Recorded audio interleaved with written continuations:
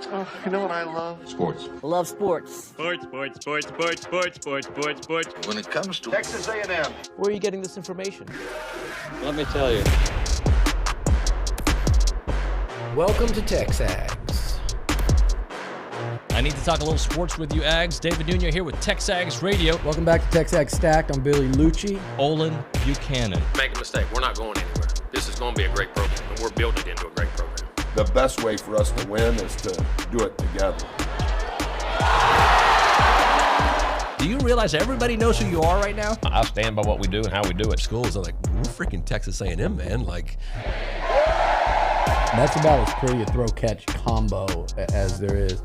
I saw the safety roll, the slot fade. I knew where I needed to put the ball. You had no other option but one hand at that point. Yeah, man. 50-50 ball, I got to come down with it. You know, if I'm betting on anybody, it's the Aggies.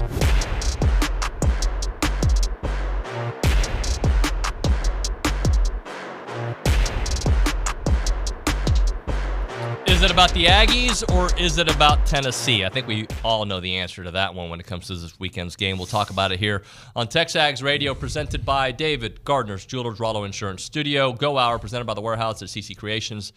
I am David Nuño. He is Olin Buchanan. OB, I want to get into that topic, but we're having a fun conversation. Here's a question. So there's a good chance that the Astros and the Rangers meet in the ALCS, right?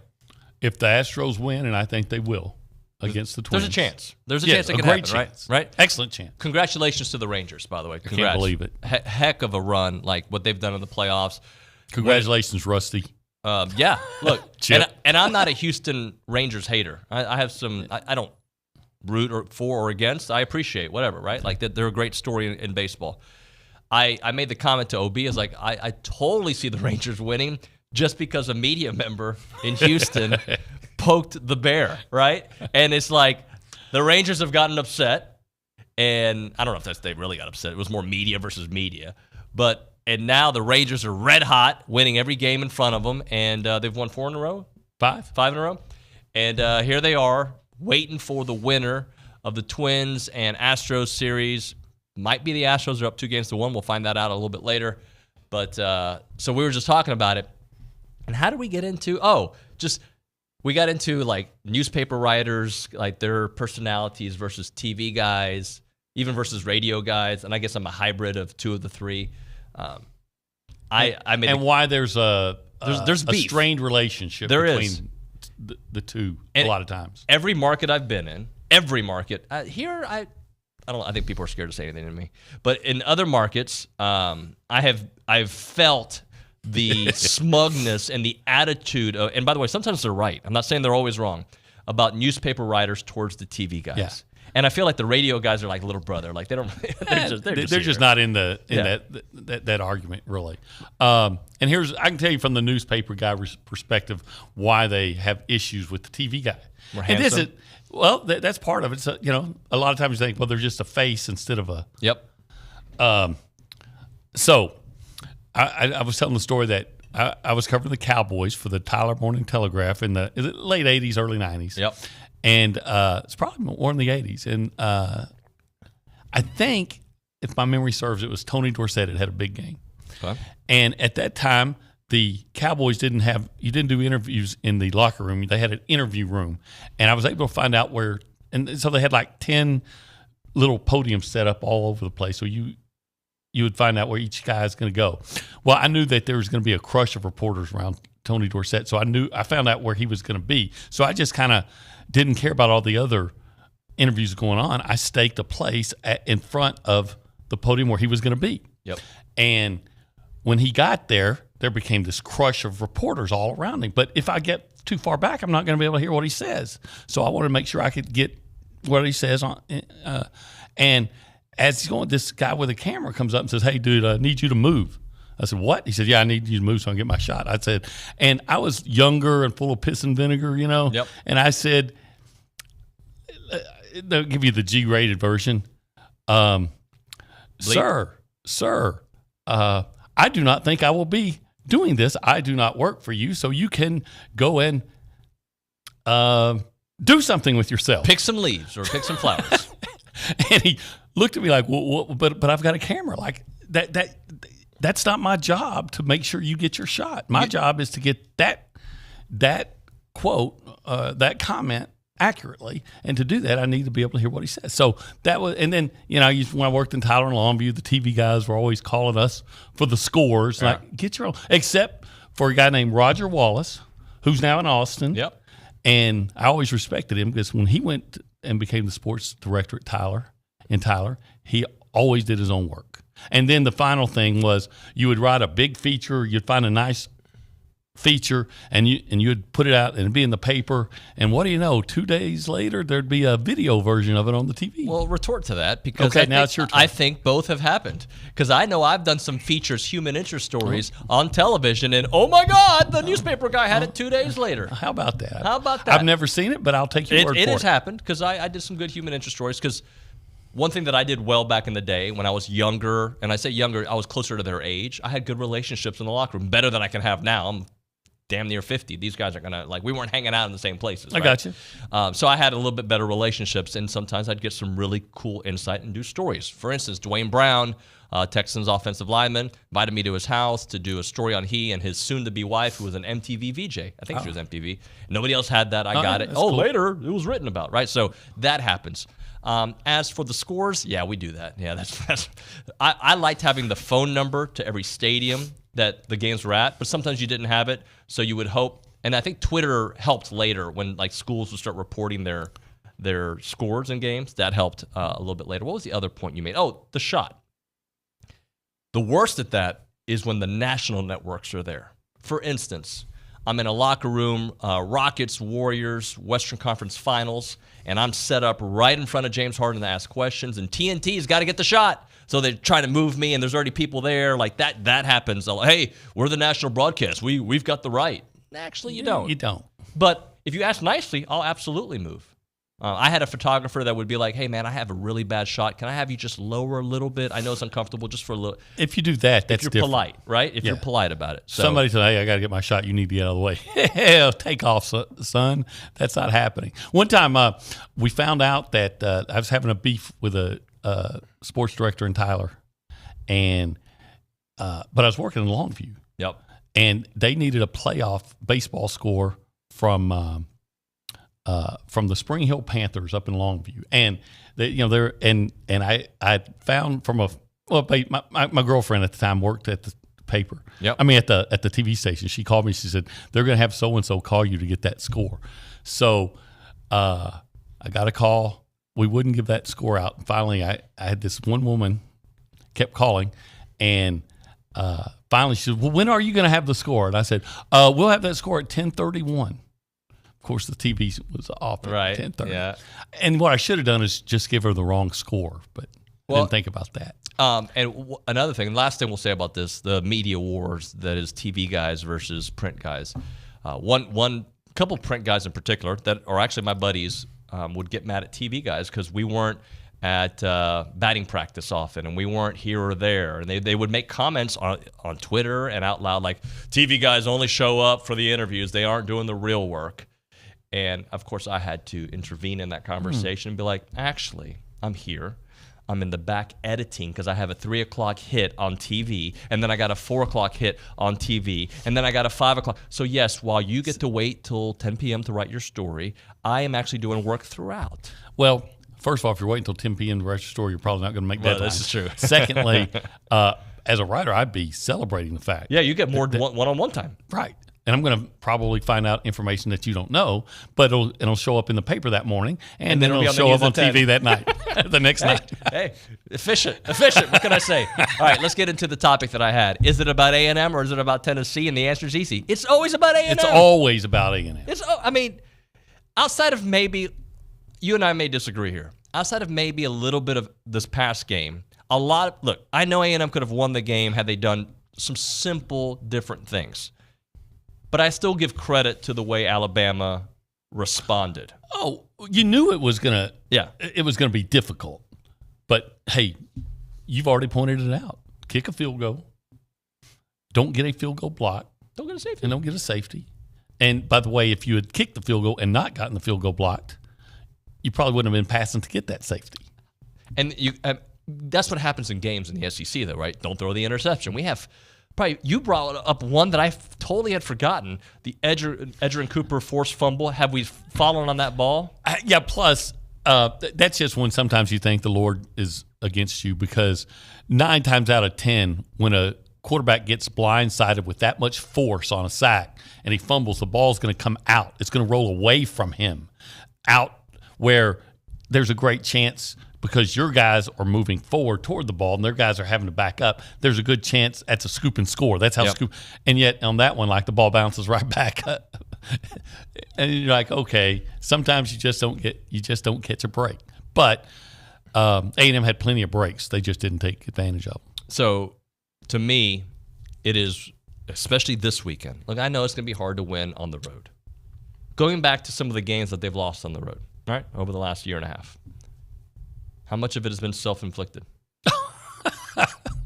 And you can say that about most losses if you don't make this mistake. But I'm saying like just all of them, just like real, like the LSU game in 2021. Hey, make it. Anthony, the officials had a role. Look, make a tackle in the last minute of the half at midfield, which is your best DB, who is well known as a tackler, and just misses a tackle. And so what should have been a 5-yard gain, and we're in the last minute, turns into a long touchdown run. You make that tackle, you take 7 points off the board, and you win the game. Yep. Right? Ole Miss. Sometimes, there was a pick six in that game. There was a pick six, but it all started with a safety. Yes. That word safety again. Don't dance in the end zone when you're on the one. You have to just if you're running back, you just got to take that ball and slam it inside and try to create some space. You can't be juking in the end zone. And then, like you said, there was actually 2 interceptions at the end of the game. One was a pick six. So, yeah, self-inflicted stuff. So, and then last year, I mean, there were so many issues we could point at. Mississippi State. South Carolina. 17-0 in the first, was it 5 minutes? First 5 minutes. It's ridiculous. Oh. It looked like a team that just wasn't prepared to play. So, hell, the way they were playing, I would have been vaping in the locker room. Is that public knowledge? It's well known. Well, I'm going to distance myself from that. Just moving on. Newspaper guys versus no. The bottom line to me is this team can't make those mistakes. But this team I don't feel like this team isn't ready to play this year. I don't think that's the problem. Maybe they haven't played a lot of 4-quarter games, right? Like the offense will be and then good, or vice versa. But I don't think it's about being ready to play. It's about unfortunate not seizing moments, not seizing opportunities. Mm-hmm. And they did that at Miami. And, of course, they also didn't try to produce pressure against Miami either. So, but we talked about they were on the 1-yard line and had a jump. You know, they could have gotten a first down on a pass, and they ended up settling for a field goal because your receiver didn't cut up field and get the easy first down. He tried to dance around. You know, there were opportunities missed. Yeah, missed the field goal just before the half and left enough time on the clock for Miami to go score. You know, those kind of things you do to yourself. And at the time, it looks like, okay, you didn't get 3 points. Well, no, it was a 10-point swing. And you know what? There was like 18 seconds left on the play clock when you snapped that ball for the field goal that you missed. And if you'd run the clock down and snapped it like in the last 5 seconds, maybe Miami doesn't have enough time to score a touchdown at the end of that. You know, things like that, just you go back and you think, what are they doing? So I think Jimbo's a really good coach. I really do. And eventually it's going to have to start showing up as wins and losses. But I do think that where Jimbo really struggles, and a lot of coaches these days, is clock management. So let me ask you this, OB. What is the biggest factor this weekend? If I could say, we'll fix one of these issues for sure, and I think I know the answer, by the way, but you can have really good blocking the entire game or really good secondary play. Which one of those is the biggest factor? Or is there a different factor that I'm missing?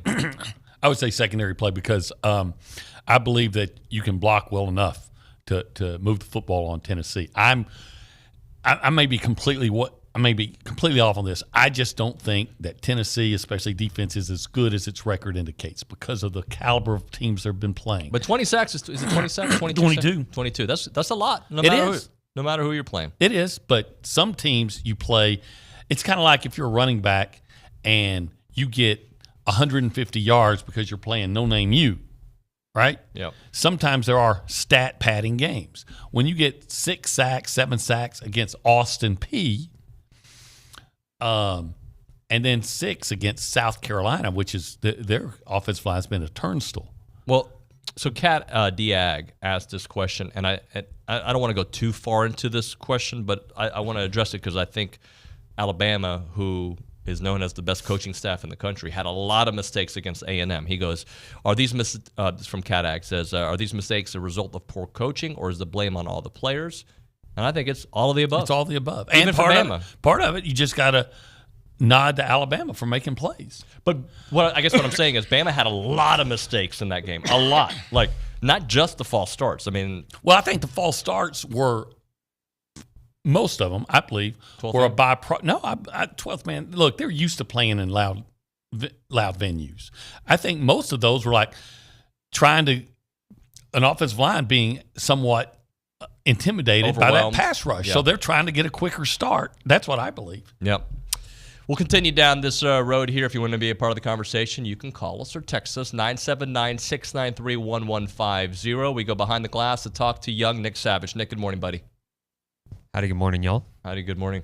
Did you see my message? No. Did you say not to come to you? Yes, please. Yeah, so very often I don't look at G-Chat during a segment. It's very difficult to balance the rundown. I guess we're back here, so I can wing it. No. I can wing it. Well, I just want you to tell me how you're doing. I'm doing great. I'm hoping for an Astros win today. I really hope we get a Lone Star Series ALCS, and I guess as the week goes by, the confidence for the Aggies is back on the rise, going on the road against Tennessee. Wait. Why I'm just curious why back on the rise?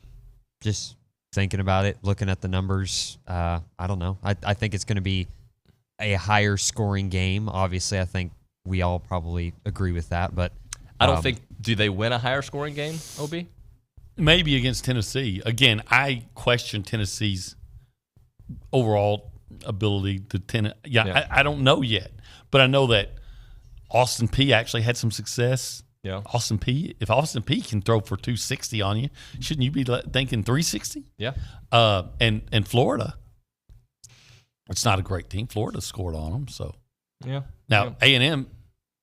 That said, Jalen Milroe in previous games struggled passing game. Right? Not against A&M. But against A&M. So A&M does not do a good job of being that team that makes teams that their opponents that struggle in certain areas, for some reason, it all gets fixed when they play the Aggies. And why is that?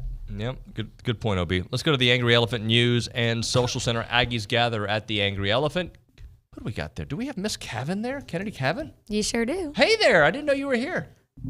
We've talked this morning. Just kidding. Okay. Just doing dramatic stuff. Okay. Well, okay. Thanks for making it more awkward. It's fine. You want to know what's going on? Yeah, what's going on? Well, softball actually played yesterday. We got women's golf, women's tennis, men's golf, and we got cross country. And then, of course, we know we got A&M football versus Tennessee this Saturday. What can you tell us about Aggie softball? Well, we don't have a score update on 12thman.com, which I'm sad about, but they did play Texas A&M Commerce. Okay. And I'm a big fan of Trisha Ford. I covered them last season, so I hope that they have a lot of success. Big meet coming up for cross country this weekend as well. Yep, sure is. We got a couple text messages coming in, nothing of true substance, but wow, that's rude. Well, we have true some. Substance. It's sounds like a newspaper writer. Sorry, it's on the opposite side of what Nick was saying. We got some negativity coming in this morning. Would y'all like to hear it? That's why we came to you. Absolutely. Yeah, we just want to hear you talk. David in the Pacific Northwest commented really early this morning, about a minute into the show, saying, "The only way any of us will live to see an A&M title is if EA Sports releases their NCAA football game." And I just thought that was rude. Look, I don't know. I'm just trying to win this weekend. Yeah, just win this weekend, and just win them all, and maybe Alabama lose twice. Look, as a sports fan, it's easy to feel beat down, right? It's real easy. I've got a feeling. I've sensed over the whole, there's a feeling of the air letting out of the sails over the whole of College Station. And I think that Jimbo Fisher's motivation abilities as a coach will be severely tested this week. Can you get your team to play, ready to play and win after what happened last week? It feels like that the wind's just been taken out. Like the whole town got the wind knocked out of them. Yeah, it sucks. It does suck. All right, let's hit a break here now that I'm sad again, and we'll come back with some games we want to watch. But right now we're talking about Fargo's Pit Barbecue, 1701 South Texas Avenue in Bryan. Obi, I bet you don't know what they have today. Today is Wednesday. Yeah. So they'll have some of my favorite, the chopped beef. And you can get it on a baked potato. Yeah, it's good. Good. Yeah. Beef, good. Potato. A lot of times you like meat and potatoes. Who doesn't like meat and potatoes? Now you can get them all in one. Yeah, it's really good. And then tomorrow. Well, tomorrow. That's Thursday. We did a pork chop there two Thursdays ago. Yeah. You can actually get two of them. You can get them either fried or grilled. I'm more on the grilled team. Yeah, I'm a grill guy. I like fried. Don't get me wrong. I do. Mama always fried them, but not as good as they do it at Fargo's. And then I told you I prefer grilled. Look, everybody's got their thing that they go to, right? Yeah. You're a coleslaw guy. I would rather smash my head on the wall than eat coleslaw. That being said, I didn't do the double up macaroni and cheese, and that was a mistake for me, for my taste buds. Right. But for you, you got a little bit of everything. Yeah, I got some macaroni and cheese and green beans. I think green beans and macaroni and cheese go well together. Like together? Yeah. You like mix it? I don't mix it. Well, they mix in my belly. By the way, when we come back, I want to hear R&B Olin. Okay, that's what I want to hear. But Okay. you'll hear what I'm talking about. 1701 South Texas Avenue in Bryan, without a doubt, the what? The best barbecue in Texas, i.e., the world. Did you know that's your trademark? That's because it's true. Yeah, I guess so. Yeah, that's true. It's Fargo's. Go check it out.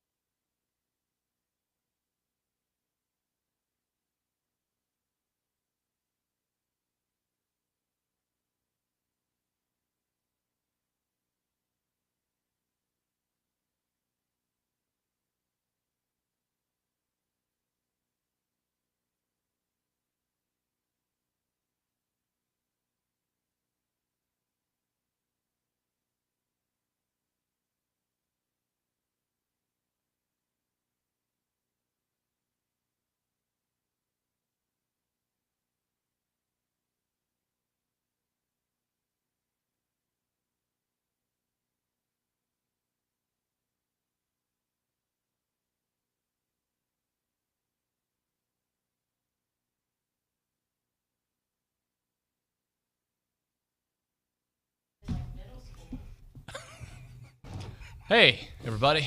Awkward intro. David Nuño, TexAgs Radio, presented by David Gardner's Jewelers, Rollo Insurance Studio. OB, so your voice isn't what it normally is. Right. It actually gets better. It's better. I always sound better. But it's gotten actually more normal as the show's gone on. It has it? Yeah. Because when you first started talking to Miss Cavan earlier, it sounded like a R&B DJ. Very, very deep. Very deep and voice. so if you could maybe intro The Quiet Storm. The Quiet Storm? Yeah, that's what, one of the segments I'm sure they do.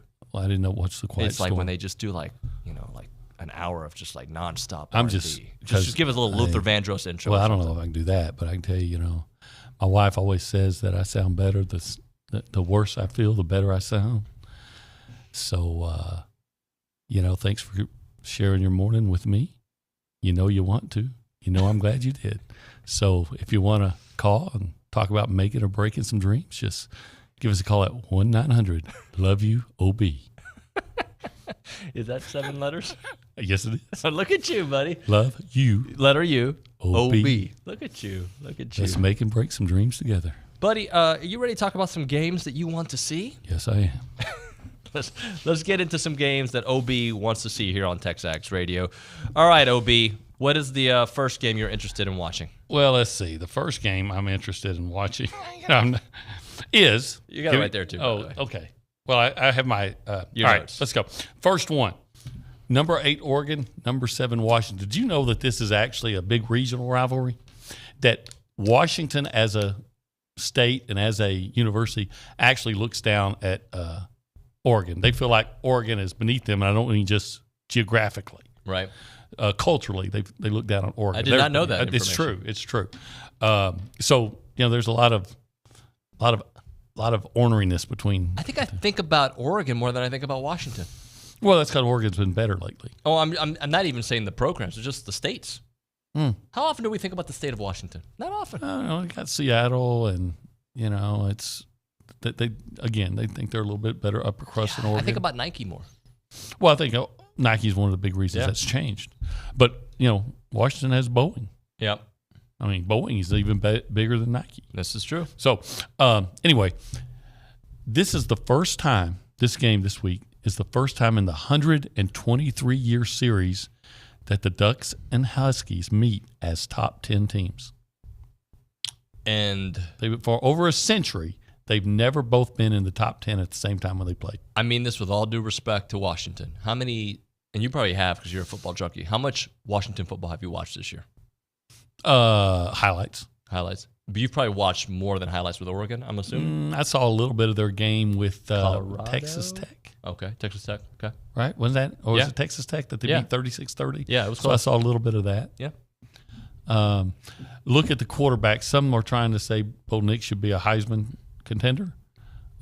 Michael Penix definitely is. Yeah, no doubt. So, we'll see which quarterback has the better game. But that's Do you give Bo Nix a little props for resurrecting his career going there? I mean, it was going nowhere at Auburn. It was. And yet at Auburn, he was being hailed as this great quarterback. Just you didn't see the results. In the preseason, he was hailed as, and then every year though. Yeah. We'll see. If Bo Nix can have a big game in this one, a big performance in this game, then I think you have to say he's definitely a Heisman contender. Yep. All right, next one. How about this USC, number 10, at Notre Dame, number 21? It's a classic rivalry. They've been playing for years. This rivalry started because Newt Rockne his wife wanted to take a trip to California. Is that right? And so that's how that rivalry started, so he could take his wife on a trip to California every other year. So who's going to be? Well, Notre Dame's already eliminated from the playoffs, more than likely. More than likely, but if any team can get in with 2 losses, it would be Notre Dame, right? Yeah. Because the media loves them. Notre Dame. Here's what to watch for. USC leads the nation in scoring. They're averaging over 50 points a game. Notre Dame is 15th in the nation in total defense. But while Notre Dame averages a respectable 34.1 points, USC has allowed 41 points in each game. USC doesn't have very much in each of the last 2 games. Right. USC doesn't have much of an offense. I mean, of a defense, and quite frankly, they haven't played an opponent with as good a defense as Notre Dame has. Sounds like you're leaning Notre Dame. I'm not sure which way I want to go. Yeah. On that. On the same way. And I've covered that game once. and USC beat the hell out of them.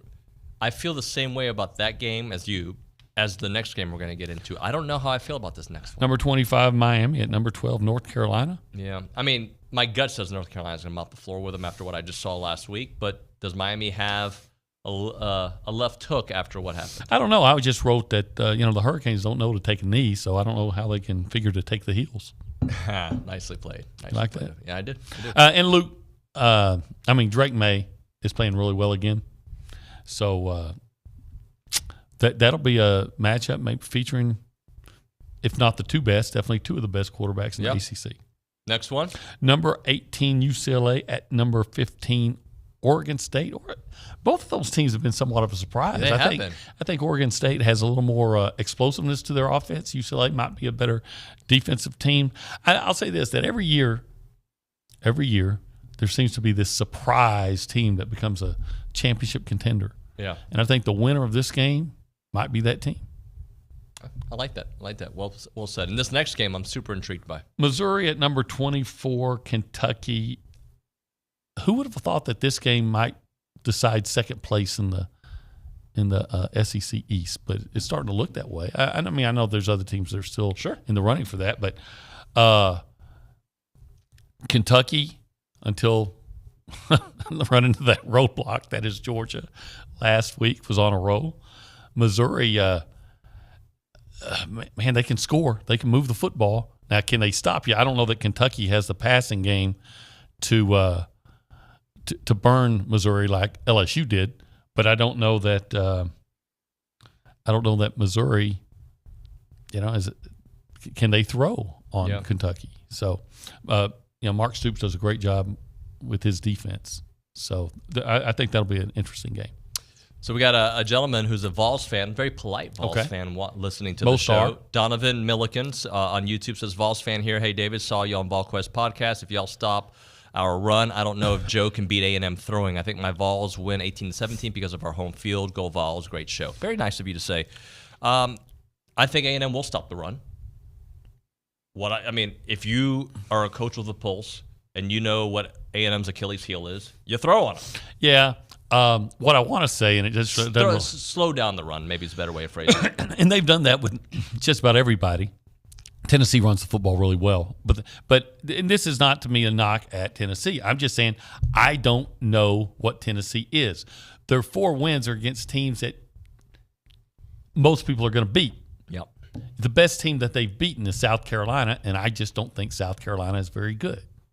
Then they've beaten UTSA, Austin Peay, and let me ask you this, because this is a legit Virginia. question, and we'll get into it here. I know we have to hit a break. Who has A&M beat? You're right. I think the best team A&M's beaten is Arkansas, who might be about to lose their 5th straight game. Could be, but they also went out and played LSU down to the wire and Ole Miss down to the wire. Yeah, and A&M played Alabama down to the wire. Can you get some confidence in a loss? Yeah, you can, but you got to for A&M again. To me, the biggest challenge is: are you going to be mentally ready to play and emotionally ready to play a football game that I think probably means a lot to Tennessee at the very least. At least Tennessee's coming off an open week. Yep. All right, let's hit a break. We'll come back with more TexAgs Radio. Right now, we're talking about QC Kinetics. The future of joint pain relief is here. If you haven't called them up and you've got pain in your back, your shoulder, your hips, you're missing out, guys. You should call them up immediately to find out about advanced regenerative medicine, which is amazing and what it does for your body. You don't have to do steroids or surgery no more. Those are the old ways of thinking. Think about the new ways, because there are other options out there. You should get a second opinion and find out what you can do to make your body feel much better. And I'm not talking about masking it, because QC Kinetics goes to the very root of the problem, using concentrating healing properties placed directly into your joint to restore and repair that damaged tissue. So imagine living your life this fall with no more pain in your knees, your hips, your back, wherever it may be. No drugs, no downtime. It's all about living in motion and having fun, going outdoors and being able to do what you used to do. Go do it with the help of QC Kinetics, who are giving people their life back. Call the local medical professionals and get a free consultation today at QC Kinetics, the nation's leader in regenerative medicine. 979-452-6000. QC Kinetics, 979-452-6000. That is 979-452-6000.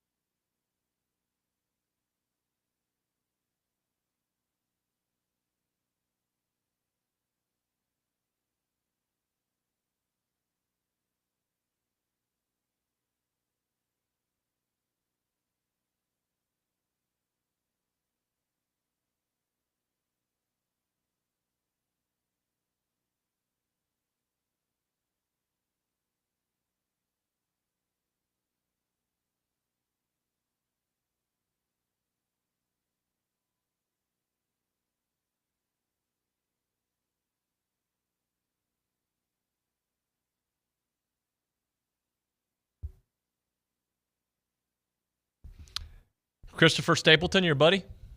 I'm a fan. I am too. He's got a song with one of your favorite artists. What song, that song be? I forget the name, but it's Justin Timberlake and Chris Stapleton got a song together. I saw one time they did Tennessee Whiskey together. Yeah, but they have a different song. Oh, okay, yeah. Because I thought I know Justin Timberlake butchered it. But. I know you're a big fan. TexAgs Radio presented Actually, by. I don't hate the guy. No, I've mean, seen him as an actor, and I've seen him make fun of himself, and I respect he's that. Cool. He's cool. Not as cool as Mick Jagger. I saw Mick Jagger. Where did I see him recently? Was he at a soccer game I was watching? No, he was at the NFL London game, I think. I don't know where he was. It doesn't matter. We are presented by David Gardner's Jewelers. We are here in the Rollo Insurance Studio. Go Hour, presented by the Warehouse at CC Creations. A couple things. Somebody asked me to bring up OB to you before we go into our power rankings. Oh, Matt Tackle. Has OB addressed those can't win the one game washed up little old Rangers yet this morning? We gave him some props.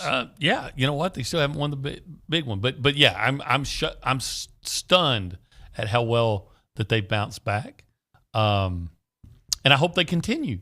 If proving me wrong means winning the World Series, then I don't want to be right. Then I don't. That's right. I don't want to be right. Yeah. If loving me is wrong, I don't want to be right. And you know, I'm a Mavs fan.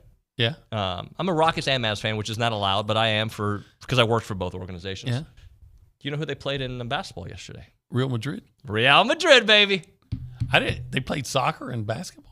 Well, no, Madrid has both a soccer team and a basketball team. Same president, Florentino Perez. Did the Real Madrid win? Yeah, Madrid won. Yeah. I was rooting more for the Mavs because I'm a Real Madrid soccer fan. Basketball I don't really watch, but you know Luka Doncic used to play for Real Madrid. I did not know that. So just trying to give our audience a little bit of info here. And all the people who say, he's talking soccer I may again. be going to Madrid this summer. What? I may be. What? Yeah, we're planning a vacation to Europe.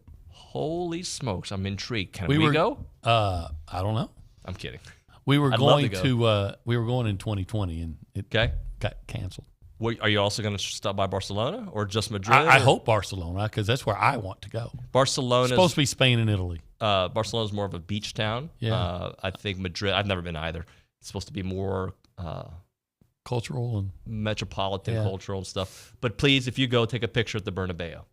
Whatever that is, okay. That's the stadium. That's where Madrid plays. Well, we have we're going to be going with some people that are able to hire a guide. I speak Spanish, bro. Hire me.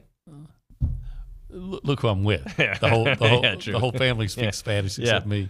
All right, let's get into your power rankings, Olin. All right, be sure to jump in and interrupt me whenever you feel like you disagree. I already saw your top two, and I agree. Okay, number 1, Georgia. Yep. Hadn't lost in 2.5 years. Number 3, Alabama. Number 3, Alabama or 2? I think Alabama. Number 2, Alabama. By the way, the wife just texted, yes, we're going to Barcelona. Okay, good. Okay, so number 1, Georgia. Number 2, Alabama. By the way, when the game started getting good, these teams started getting good, right? They've been good, but they both have stepped up with the talent they're playing against, stepping up. Now, see, this is now starting to get difficult because you see this team's beating that team, but should they be ahead? So number 3, I'm putting LSU. Where were they last week? Probably 5. I don't know. I think they were low, right? Probably 5 or 6. Yeah, but I'm putting them number 3. Okay. Number 4, I'm putting Texas A&M. Number 4. Okay. Yeah. Number 5, Ole Miss. Okay. Now, someone would say, well, but Ole Miss beat LSU. Yeah, they did. They played that game 10 times. I think LSU wins 6 of them. Okay. Number 6. I don't know if I agree, but I respect it. But tell me why. I think because Ole Miss beat LSU. Okay. All right. And they both have 1 loss? Or, excuse me, LSU has 2 losses. Ole Miss has got 1. I'd probably put them higher. But I think if you do play that game 10 times, LSU wins more often than not. But I do think Ole Miss today would be higher ranked. But continue on, please. Okay. Number 6, I have the Kentucky Wildcats. Okay, fresh off their beating of Georgia, but we've seen their body of work this year has been good. Yeah. Number 7, I put Missouri. Okay. They were a play away from maybe being in your top 3? Yeah. Yeah. If they beat LSU, they definitely would be since I have LSU number 3. Yeah. Number 8, I've got the Florida Gators. I think that's a good spot for them considering what we thought they were going to be this year. All right. Number 7, I have Tennessee. Number 9, I have Tennessee. Interesting. 8, Florida. 9, Tennessee. Who won that game? Florida won. And it wasn't close. Yeah. Huh. Florida's played a tougher schedule, so of course they'd have a worse record. Okay. Number 10, I have Auburn. I think a good spot for them. Surprisingly high to me. Yeah. Number 11, I put Arkansas. I agree, and they may drop. They may, or they may rise. Number 12, South Carolina. South Cackalack, all right. 13, I have Mississippi State. I agree with that 100%. 14, I have Vanderbilt. Yeah, well, that's... Yeah. So the biggest issue right now would be, should LSU be ranked ahead of Mississippi State? LSU in front of Mississippi State? I meant Ole Miss. Yes. I think Ole Miss should be higher. Okay. I mean, it doesn't really matter, but like I think because of the quality when it was and how it came down, I do think so. All right. LSU's played a tougher schedule. That's true. So would you put Ole Miss 3 and LSU 5, or would you put Ole Miss 3 and LSU 4? I might drop A&M. I might drop A&M. And where would you put A&M and why? Let me look at this again. Where would you put A&M and why? I think I'd drop A&M behind Kentucky. Really? Yeah, and behind Missouri. Yeah. Really? Yeah. When Kentucky, I guess I could see the argument for Missouri, but Kentucky's played absolutely nobody until last week. They haven't. And then got trampled. Yeah, they haven't. But A&M hasn't beaten anybody yet, and that's just. And I could move them up after this weekend if they go on the road and beat a tough Tennessee team. They're 8 on your list, is right? Tennessee. I have Tennessee 9. 9. But as of right now, I might be a prisoner of the moment from Saturday, still holding on to some of the mistakes that we keep seeing and some of the issues that we keep seeing. I'd probably have them a little bit lower. One of the reasons how come I have Auburn at 10, then instead of lower, is they went out and played a pretty good game against Georgia. They did. And one of the reasons I have A&M 4 is because not only did they play a pretty good game, but I thought that they should have, coulda, woulda. Let's say definitely could have won the game against Alabama. Yeah, but I think that's my issue with that team is that every year shoulda, coulda, woulda. Close doesn't cut it. Every year since I've been here, right? And I know it goes deeper than that, but since I've been doing this show where I kind of psychoanalyze every play.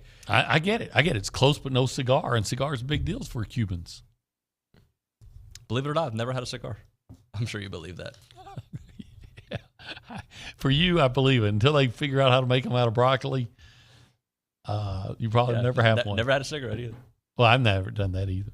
Never had a cigarette. My mother smoked. She chain smoked one after another, and I'm sitting there, kid in the backseat of the car with asthma, with my mother chain smoking and cracking the window like a quarter of an inch to like that's going to help me breathe. Different times, but right then I knew back then when I'm gasping for breath that I would never smoke. By the way, is everybody sick? I know you're not. It's all going around because of the change of the weather. The people I'm talking to, everybody's like, hey, I'm not sick. I just sound like this. Yeah, it's the change of the weather. Huh. Hasn't gotten me yet. No, good. I'm glad it doesn't. Yeah. I hope it doesn't. I hope it doesn't. But I think part of the reason might be the allergy shots I'm on, OB. Maybe I should look into that because allergies, but I have not taken these shots for yeah, I've been on allergy shots for 2 years. Sometimes I wonder if it even works, but because I do get a little stuffy, but anyway, this has nothing to do with Texas A&M, so we're going to move on from that topic. We'll come back, get to your text messages and your phone calls. Right now we're talking about the Charge apparel. I should have worn the maroon polo. I wore the maroon polo, I believe. Maybe we need to play the music, the Charge music. Oh, yeah. Behind you. Yeah. I think Charge. I wore it on Saturday for the A&M games. If you've seen the post-game wrap, I think you can see that shirt. It's the maroon polo from Charge Apparel. Go check it out. I'm telling you, you're going to love it. Or you can just go to their website and see the great clothes that they have out there. Polos and tees, you name it. The top fabric, the top fit, you name it. They are slightly tailored towards most bodies, right? So if you're out there listening, no matter what you are, they can have a fit for you, and you're going to love it. That's what they do there at the Charge Apparel. They're Aggie-owned and operated. 2 great Aggies that met in the Parsons Mounted Cavalry, and then they went into the military afterwards. And after they separated from the military, they started the Charge Apparel, where 12% of their total sales, not just the profits, are donated to veteran nonprofit partners where they focus on mental health initiatives. It's a great place to go to get your clothing for work, for hanging out. Yes, sir. Christmas is coming up. Christmas is coming up. The wife has always asked me what I want. Maybe I think you want some Charge Now, apparel. is it all male apparel? Do they make any for women? That question I don't have the answer to yet, but I think that, I think they. Tucker and Travis, if you're listening, email me. I should know the answer to this. I don't know the answer to this, but I'll find out by the next segment. How about that? Yeah, that's what we do here. Check out the website, which is what I'm about to do, thechargeapparel.com, or find them on Instagram, The Charge Apparel, or on X, The Charge Brand.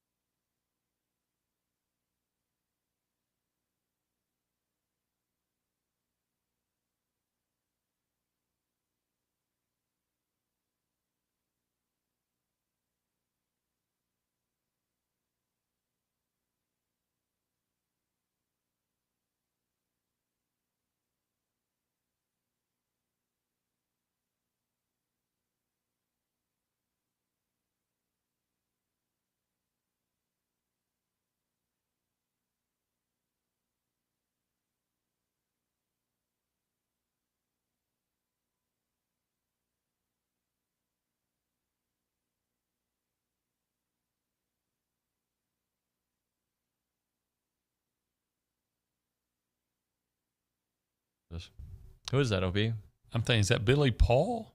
Young Billy Paul? If loving you is wrong, I don't want to be right. If you feel that way, give us a call at 1-900-LOVE-YOU-OB. Love you, OB.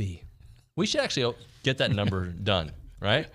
And like people can call you for like advice, romance. That is not Billy Paul. Billy Paul sang Me and Mrs. Jones, Mrs. Jones, Mrs. Jones. Is that the Isley Brothers? I don't think so. I don't know who it is. Maybe they'll type it and tell I know us. there was I think Barbara Mandrell. Luther Ingram. Version. Okay. No relation to Luther Campbell. Or somebody named Ingram. The famous singer Ingram. James Ingram. James Ingram. Yeah. I call him Jim. James Ingram was a good singer. TexAgs Radio, I think, presented by David Gardner's Jewelers, Rollo Insurance Studio, Go Hour, presented by The Warehouse at CC Creations. We only got like a couple minutes left, so maybe there's a good comment or two on the YouTube chat or the TexAgs.com that Kennedy Cavan at the Angry Elephant News and Social Center can deliver to us. Miss Cavan? I sure can. There was a text message that came in earlier this morning from Matt in San Antonio, said, can y'all rank from 1 to 3 our remaining road opponents? We got Tennessee, Ole Miss, and LSU. 1 being the most confident and 3 being the least confident A&M will win. Yeah, 1 Tennessee, 2 Ole Miss, and 3 LSU. 1 being the most confident? The most confident. 1 being the most confident that A&M will win. For me. You think I'm most confident that they were going to beat Tennessee of those 3. Okay. Next is Ole Miss. Okay. And it just so happens that's the way it's coming. And next is LSU. And I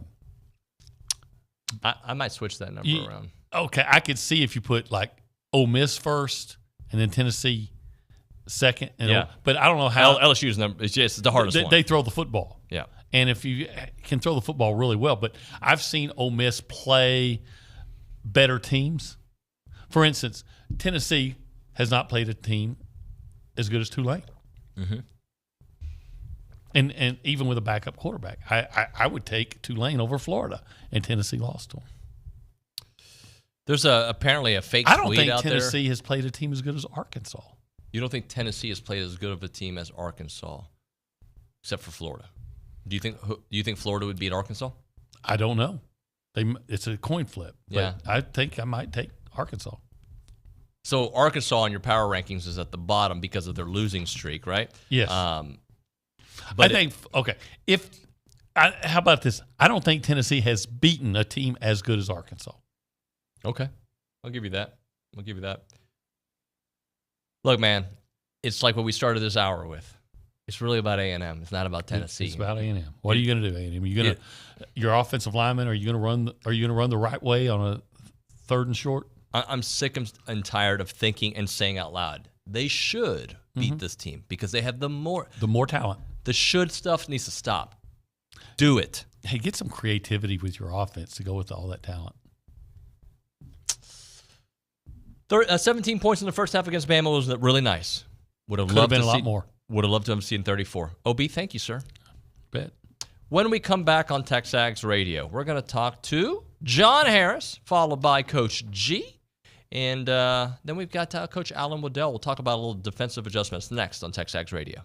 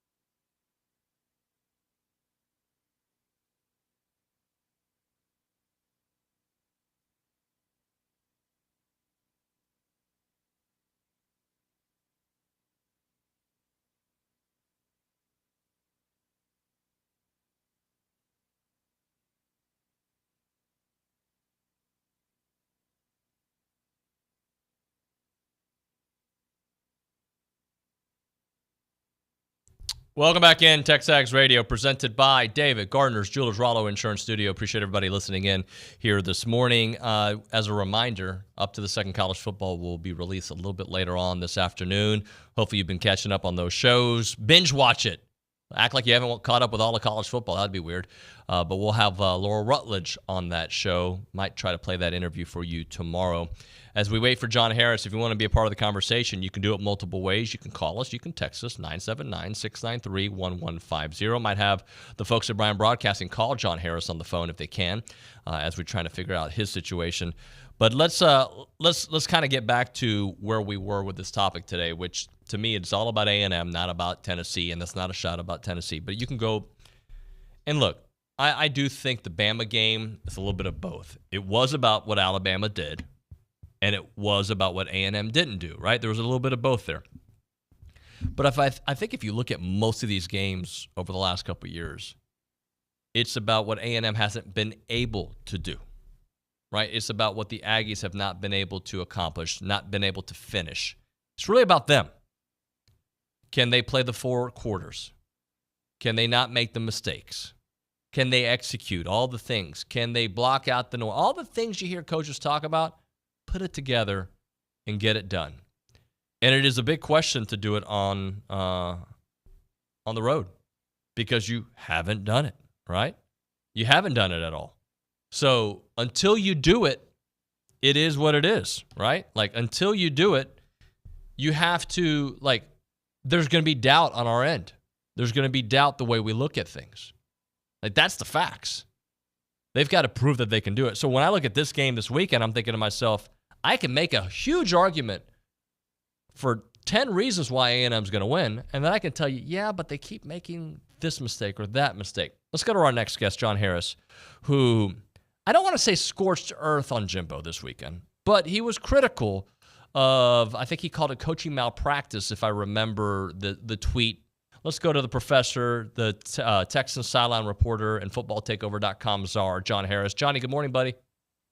Good morning, David. How are you? Good, man. You look a little like you're ready to roll this morning. No, I mean, you know, you as you started that, you were talking about Jimbo Fisher, and I was just like, yep, absolutely. It was coaching malpractice what he did. He did not give his team an opportunity to win that game in the fourth quarter. Now, there's a lot that goes into it, and it's different from Miami and what Mario Cristobal did. Mario Cristobal ripped the victory from his team because he was unwilling to listen to his offensive line coach who was telling him to take a knee, and he was trusting his arrogant offensive coordinator to know what to do. And Mario wouldn't step in and tell Shannon Dawson, hey, look at the time, take a knee. He wouldn't do it.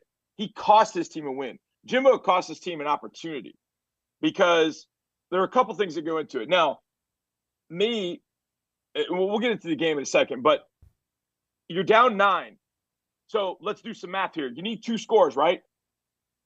It doesn't matter what order you get them in. You need 2 scores. And I had some people come at me about this. And I'm like, look, you want as much time left in the game to have an opportunity to score your second score, right? No matter what it is, whether it's a field goal or a touchdown. So once the sack happened on third down with like 2:30 or 2:45 in the game, I would have immediately run my field goal team out there and kicked the field goal because I needed 2 scores. It doesn't matter the order of the scores. I would have run my field goal team out there. I would have had 2:45 on the clock, roughly. I would have had 3 timeouts left. I could have kicked deep. I could have held them, used my 3 timeouts. I would have had about 2 minutes left to move down and score a touchdown, knowing I hadn't scored a touchdown at that point. But on 3rd and long, you almost got it. Okay, I give it to you. But then he calls timeout. Now you're forced to have to go the onside kick because you burned a minute plus of time trying to get the first down and you didn't. Then you burned a timeout for whatever reason to kick a chip shot field goal.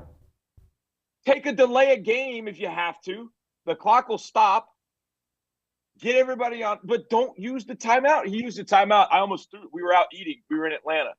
I almost threw something at the television at a sports bar in Atlanta, and there were a bunch of Alabama fans there. And the Alabama fans knew when they saw him take a timeout, they all started clapping because they knew exactly what had happened. that all they had to do at that point, 2 timeouts, you don't even have to get a first down at that point. The only way A&M's going to get the ball back is to burn the 2 timeouts. They're going to have maybe 30 seconds, and they're going to have to go, however long they're going to go. Now, they almost did get the ball back, and I give credit to Milroe and Jace McClellan for making a play. But you can't cost your team an opportunity to win a game. Sorry, I'm banging my table now, because it frustrates me to no end how coaches, especially in college, screw up the end of games with clock management and cost their team so often. And by the way, Nick Saban almost gave it right back to A&M. I'm going, holy cow. Jimbo Fisher, Mario Cristobal studied at the arm of Nick Saban forever. Did Nick not teach them how to coach the end of a game? Apparently not. So, yeah, I'm getting fired up about it because I see coaches that get paid a lot of money. And let's be honest, Jimbo gets paid a lot of money. He's not calling plays anymore, right? So what's he doing? Who's he got in his ear telling him, Coach, do not take a timeout. Coach, take the field goal here, save some time. What are they doing to make sure you have mastered clock management? What are you doing? I know here in Houston, I know it's the NFL, so it's a little different. But the last I looked, there's a lot of money spent on a lot of coaches and a lot of analysts in college football. Why is one of them not a clock guy that says, hey, coach, you need to think about this, especially when he's not calling plays? After the sack happened, I would have been thinking about it the whole way. I was thinking about it as I was watching, like, there's a cutoff point where you need to kick the field goal before you keep fighting for the touchdown. And I felt like it was that third down play. Once you got to like 3rd and 19 after the sack or whatever it was, kick the field goal, save some time so that you could get a stop and then have some time to go down and score a touchdown at the end. But you didn't give your team an opportunity to win the game. And that frustrates me. That frustrates me to no end. And I'm sorry about that. It just does. And watching the end of that game was like nails on a chalkboard because it wasn't Jimbo, it was Saban. And I wanted to scream because the collective amount of money that they make to make stupid decisions at the end of games are inexcusable. Inexcusable. So, okay, I'm done. John, I want to follow that up. What'd you think about, and like we're trying to turn the page towards Tennessee, but I still think because you've coached, you understand what's going on in the headsets and everything. I'm just curious what you thought about them trying to go for it on the initial 4th and 1, and then later on at midfield when the game was, I believe, tied at 17 at that point, if I remember correctly. Maybe they were down. But punting at that point as well. There's kind of a difference here. And I think when it comes to like 4th down, it's a lot like how you play blackjack. If you play blackjack, if you get 16, like when I get 16 on blackjack, my philosophy is hit. It's not enough. I know, especially depending on what I'm looking at. If I'm looking at a 7 or above, I'm like, hit it because I'm not going to beat it. So that's my philosophy. I'm always going to hit on 16. When I was coaching, I got the 4th down. Very rarely did I not go for a 4th and 1. That was just my philosophy. So I'm a little less, when it comes to that decision, David, I'm a little less skeptical because it's 36 inches, especially with this offense, with what that offensive line is supposed to be. It's 36 inches. Like, very rarely will I say, no, kick it. Or in this case, punt it. We had a game we played the Falcons on Sunday, the first drive of the game. We stuff them. They kick it to us. It's like around the 50-yard line. We got great field position. But we got a couple first downs and we bogged down. It was 4th and 1, and D'Amico decided to kick it. And that was early in the game, and I didn't have a problem with it because I knew that was going to be a low-scoring game. I wasn't quite sure what kind of game this was going to be with Alabama. I knew it was going to be physical. But, it got to, 26-20. You can make the case, hey, take some points, play the field position battle. There's every so often that you've got to look at a situation differently. But I kind of look at 4th downs a little bit like you play blackjack, and I was much more aggressive with that. So I don't mind coaches going for it on 4th down. But when you completely screw up clock management stuff, that's when I start to have an issue. So, your team from a physicality, what can we get done? I think Alabama's front probably played its best game all year. defensive front. I thought they were as good as I can remember seeing. They were pretty good in the second half against Ole Miss, but I felt like Alabama's front, especially in the second half, I thought they were as good as I can remember seeing them this year. So, I mean, there's a part of me that gets 4th down and 1. Like, I can go both ways. I can argue both sides of that one, David. I just can't argue any way, shape, or form the way the end of the game was handled. John, let's talk about the A&M offensive line, because before the season started, it was all about what the trenches did, right? And the O-line, especially in the second half, was not good. Was it more Bama or was it a combination? I want to say it's a combination, but I feel like it was probably 60-40 or 65-35 Bama. I feel like, look, I mean, Dallas Turner, Chris Braswell, it's as good an outside edge guys that you're going to find. I mean, that edge duo it's really good. Linebackers are playing better for Alabama, but the interior guys, Tim Smith, Justin E., I don't want to say his last name, Ejeboye, I can't remember he was phenomenal. So I would say it was 65-35, leaning more towards Alabama creating that situation. But there's 35 to 40% you put on A&M too. I mean, it's just, you have enough experience up there that those guys should be making quality blocks. And I don't know that you're getting it across the board. Basantis really struggled. Really struggled. But again, you look at it and go, it's Dallas freaking Turner. I mean, he's not Will Anderson, but he's pretty darn close.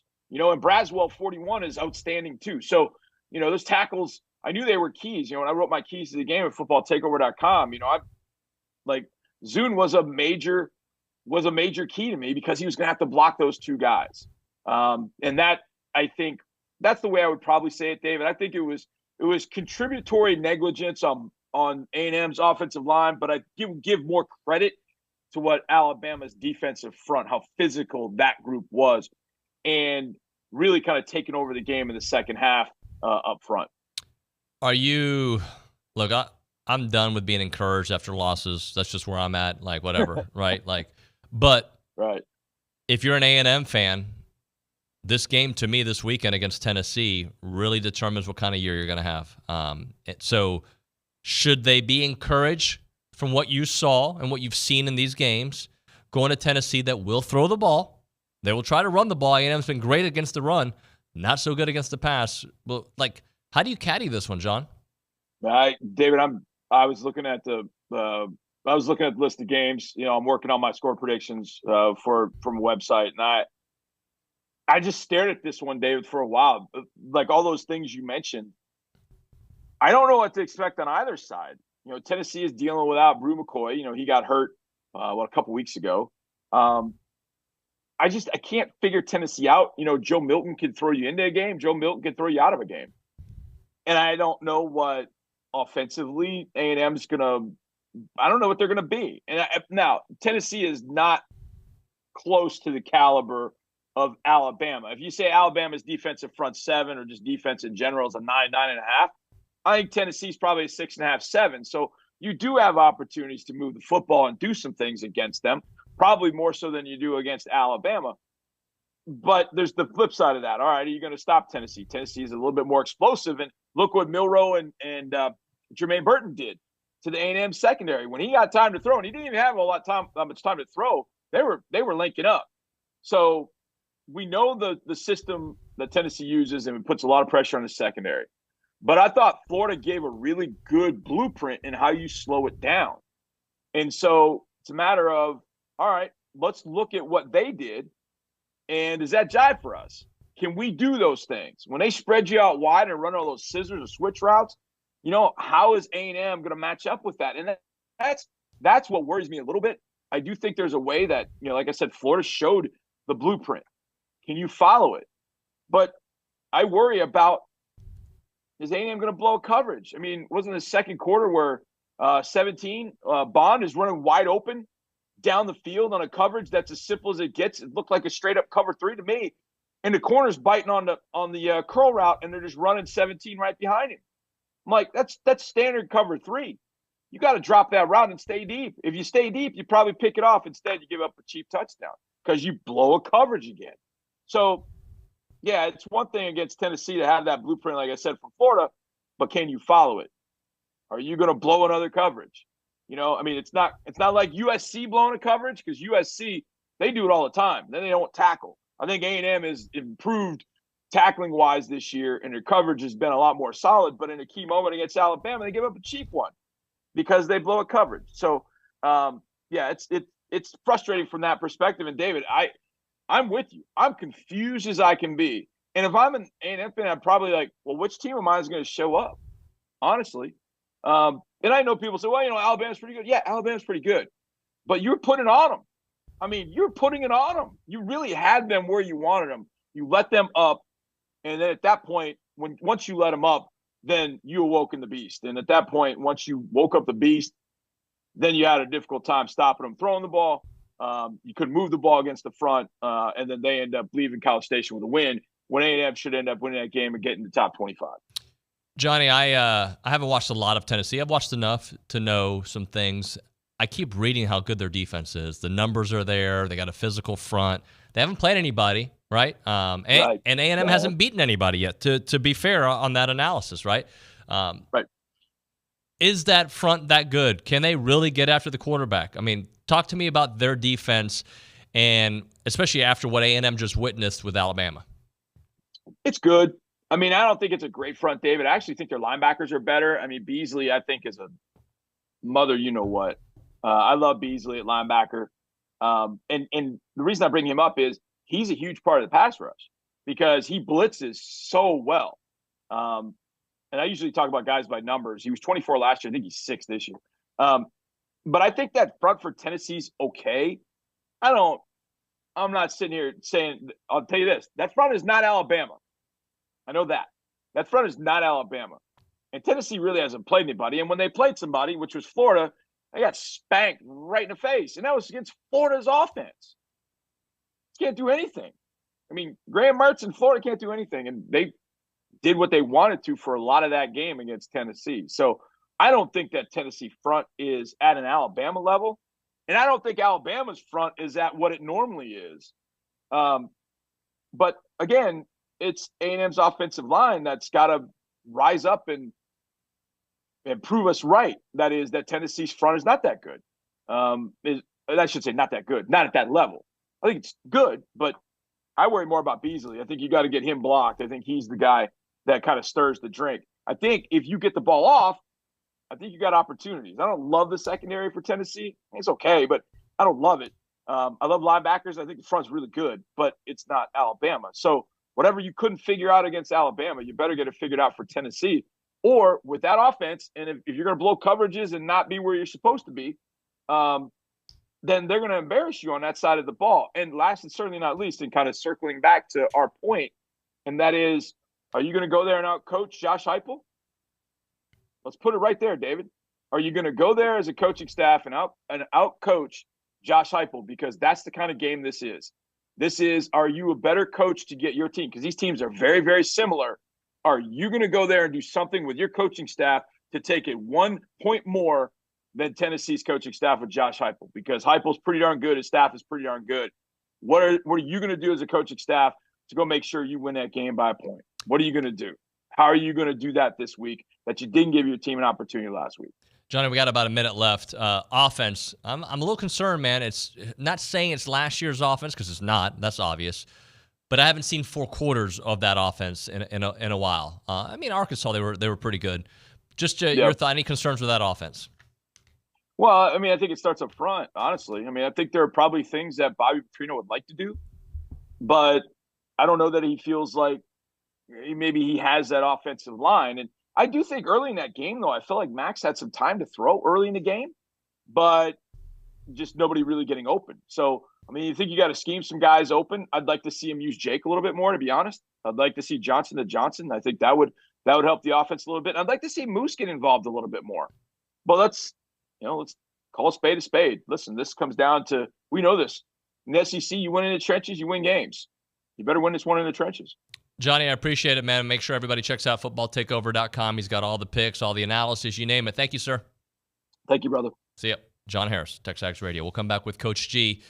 Soccer looked really good on Sunday, so props to them. We'll talk to them when we come back. Right now, we're talking about the Association of Former Students. If your organization or business is looking for an opportunity to engage with other Aggies, then you need to check out the Association of Former Students, who brings Aggies of all ages together during their big-time events. They got a lot of great ones, too, guys. Marquee events such as the Aggie Ring Day, All Aggie Hullabaloo, The Gathering, which welcome thousands and thousands of people. You'll love it. Many sponsorship opportunity and vendor opportunities available to put your brand in front of all those attendees. All events offer a wide variety of digital and in-person options to promote your brand. Options include title sponsoring, naming, on-site presence, activation, recognition, and social media posts, and much, much more. And there's also advertising opportunities in both the Texas Aggie Magazine and the Aggie News newsletter, which are seen by over 230,000 people. So if your business is ready to engage with other Aggies, choose a partner with the organization that's been supporting the Aggie Network for over 140 years. For more information and options available through the association, please email sponsorships@aggienetwork.com.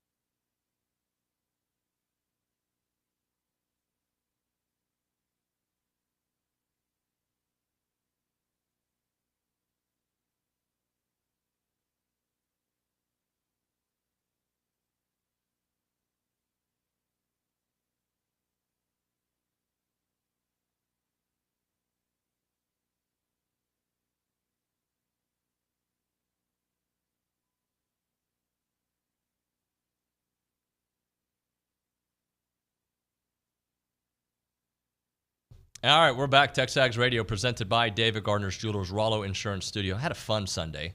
Saturday was not so much fun, but Sunday I got to watch my kids play some soccer, win some games, by the way. And then I went to Ellis to watch Aggie soccer beat Alabama. Coach G's here with us. How are you, sir? I'm doing well. So before I get into my assessment of the game, just how was that experience on Sunday, coming back from a tough loss on the road, one that just spiraled out of control, and then taking on a top 11 team in the country, number 11 team in the country, and really putting it together in the second half in dramatic fashion the way you guys did? Well, I think it's what you would hope that anybody would do. It's it's the kind of comeback that you want from your Aggies as much as anything. Our backs were up against the wall. We had a terrible result on the road, and it just kind of shows how hard it is to win on the road in the SEC. And we needed, even with a loss on Thursday, we were still in pretty good shape coming into the game. We're in third place overall. We're tied for the lead in the West. And then on Sunday night, some other games still broke for us. Okay, so the opportunities were still there. But then when Alabama scored first there at the start of the second half, it's like going, oh my God, it was one of our mistakes that allowed them to get in, goes to their big forward, and of course she scores. And we're like, son of a gun, we've been the better team. Yeah. We shouldn't be down in this game. But what kind of response do you want? And we talk all the time, and we really kind of hammered into these players that it's about what's next. It's about what's next. It's not, you can't look back. You got to look forward. And what are you going to do next? And what did they do next? They we have a 5-minute rule that it's 5 minutes after the start of a game, 5 minutes after a goal, in the last 5 minutes of a game that are going to determine what happens. And within 90 seconds of that goal against us, opportunity arises. Taylor Pounds looks up. Ball's played by Alabama defender to Taylor Pounds about 35 yards from goal. Taylor looks up, sees the goalkeeper off her line, and basically chips the ball just underneath the crossbar over the goalkeeper and a defender into the goal. Bang, we're tied up 1-1. 90 seconds after that, Mia Pante is played in by Miley Hayes. Miley with a ball over 4 defenders that I don't think anybody saw except for her. And Mia Pante has been on a tear recently. Comes in, slash, hits a great shot, puts us up. And then 90 seconds after that, we get the go-ahead goal.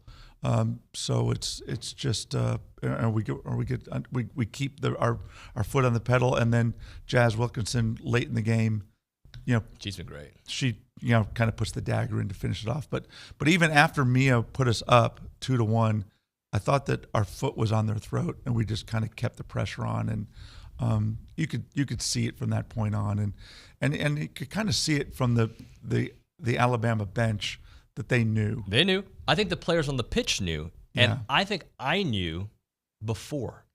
In the first half, I saw how Mia was just dominating, right? And I was like, they don't have an answer for her. And I may have done her a disservice this year, because I always talk about how I love to watch Miley Hayes play, because I do. I love watching Mia play, because she is just every play ferocious, fast, getting to the ball, wins every time she has a chance.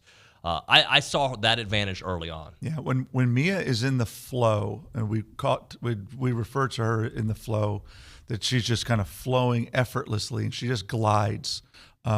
She's really is something to behold, the way that she plays, and you could say that about a lot of players. Yeah. Sydney Becerra is someone who, again, just glides on the field, and the way that she plays the ball that she played, the little combination between that when Taylor Pounds won the ball for us about 30 yards from our goal, wins the ball, plays the ball forward to Jazz Wilkinson. Jazz knocks the ball back to Sid Becerra, little combination, bang, bang, bang, and then Sid threads the needle to a ball to Wilkinson in, and now Jazz is in on a breakaway and just kind of pushes the ball into the far corner against the goalkeeper. That sequence covered 75 yards in 7 seconds. Right. And it was just one touch passing, bang, bang, bang, bang, bang. And just really, really fun to watch. You could see the tempo, you could see the control, and it's such high level play. It was really, really fun to watch. And that's how Texas A&M soccer is the way that we want it to be played. And it's great to see how this team has come along, and the spacing of the team is, you can see from the start of the season to where we are right now, is great. Now, the cool thing is that they're on a great plan. We're alone in first place in the SEC West. We have got 2 more games in the SEC West that if we could win these 2 games, we win the SEC West, or at least co-champions with Arkansas. Arkansas got beat on Sunday night by Auburn, at Auburn. Now, where do we go next? We go to Auburn. So we have to go to Auburn. We have to go to LSU. So there's no easy games in this league, especially on the road. We have 4 games left. 3 of them are on the road. So it's no easy path for us, but we can play with anybody. We've got to go out with the same ferociousness that we played that second half against Alabama. The players know that, and the players came out in that second half pissed off and irritated. And I think Phil Stevenson did a wonderful job in what he was referring to with the players at halftime, that it just wasn't good enough in the first half. That you can't be content with 0-0. You've got to, it's got to be better. And they responded to it really, really well. So now we go on the road on Friday at Auburn. Don't know what the weather's going to be like. You can't worry about it. There's no excuses. You just got to go in and find a way to play, because they're going to be on a super high because they just beat Arkansas, the league leaders, and it's a home football weekend for them. The LSU comes to the Plains to play. So for us, there's no beds at the inn anywhere in the Plains. So we're going to fly in on game day to play. It'll be a challenging event for us to get there and to play and to get our win, but we've got to do whatever we can to get those 3 points. Last thing for you, Calzada. I know she made the mistake in the game. That being said, she makes such a difference in the back. Like one mistake, but other than that, am I right here? She plays at a high level. She is fantastic. She is absolutely fantastic, and the boost that she gives us because of her pace and just her heart, the enthusiasm that she has, and that's one of the things too, is when she's not in, the enthusiasm that she has on the bench, and that's one of the deals of, so the result we had on Thursday is the worst result we've had this century. We thump people by that score line all the time, but we don't give that up. And we made a lot of substitutions once the game got a little out of hand, because we knew we had the big game on Sunday. But our bench never let up, and our players who were on the field never quit. They played their hearts out on Thursday night, and that enthusiasm, that never say die, was always in play. And Carolyn is a great example of that. So when we were able to get her back into the lineup and we're able to put Quinn back in the midfield, that's a big difference. That's a huge difference for us. And so having those guys back in play is terrific. Now we've lost Georgia Leb, unfortunately, to a knee injury, so she's unfortunately won't be with us. And that hurts us, but the team will play hard for her. She had just gotten in the game too. Yeah, a few seconds. That really stinks, because she's awesome and fantastic, just a fantastic player, even better person. But she'll be back. She'll be back eventually. And again, the team loves her. We all love her, and she's a great representative of everything we do. So huge game. Now we only have one home game left. It's next Thursday. And again, everything to play for us. So the game this week on Friday, you can, because of, I guess, a lot of high school football games, you can only listen to it through the 12th Man mobile app. So listen to that, or you can go online, 12thman.com/listen. You can listen to David Ellis and Thomas Dick, always entertaining, as I understand, to listen to those guys. So game kicks off at 6:30 on Friday night. Hopefully folks will listen along, and you can watch it through the ESPN app, but turn those guys down and turn our guys up on the app. Coach G, I appreciate you, sir. Appreciate you. Thank you. Right now we're talking Caldwell Country Chevrolet, Highway 21 in Caldwell, online at caldwellcountrychevrolet.com.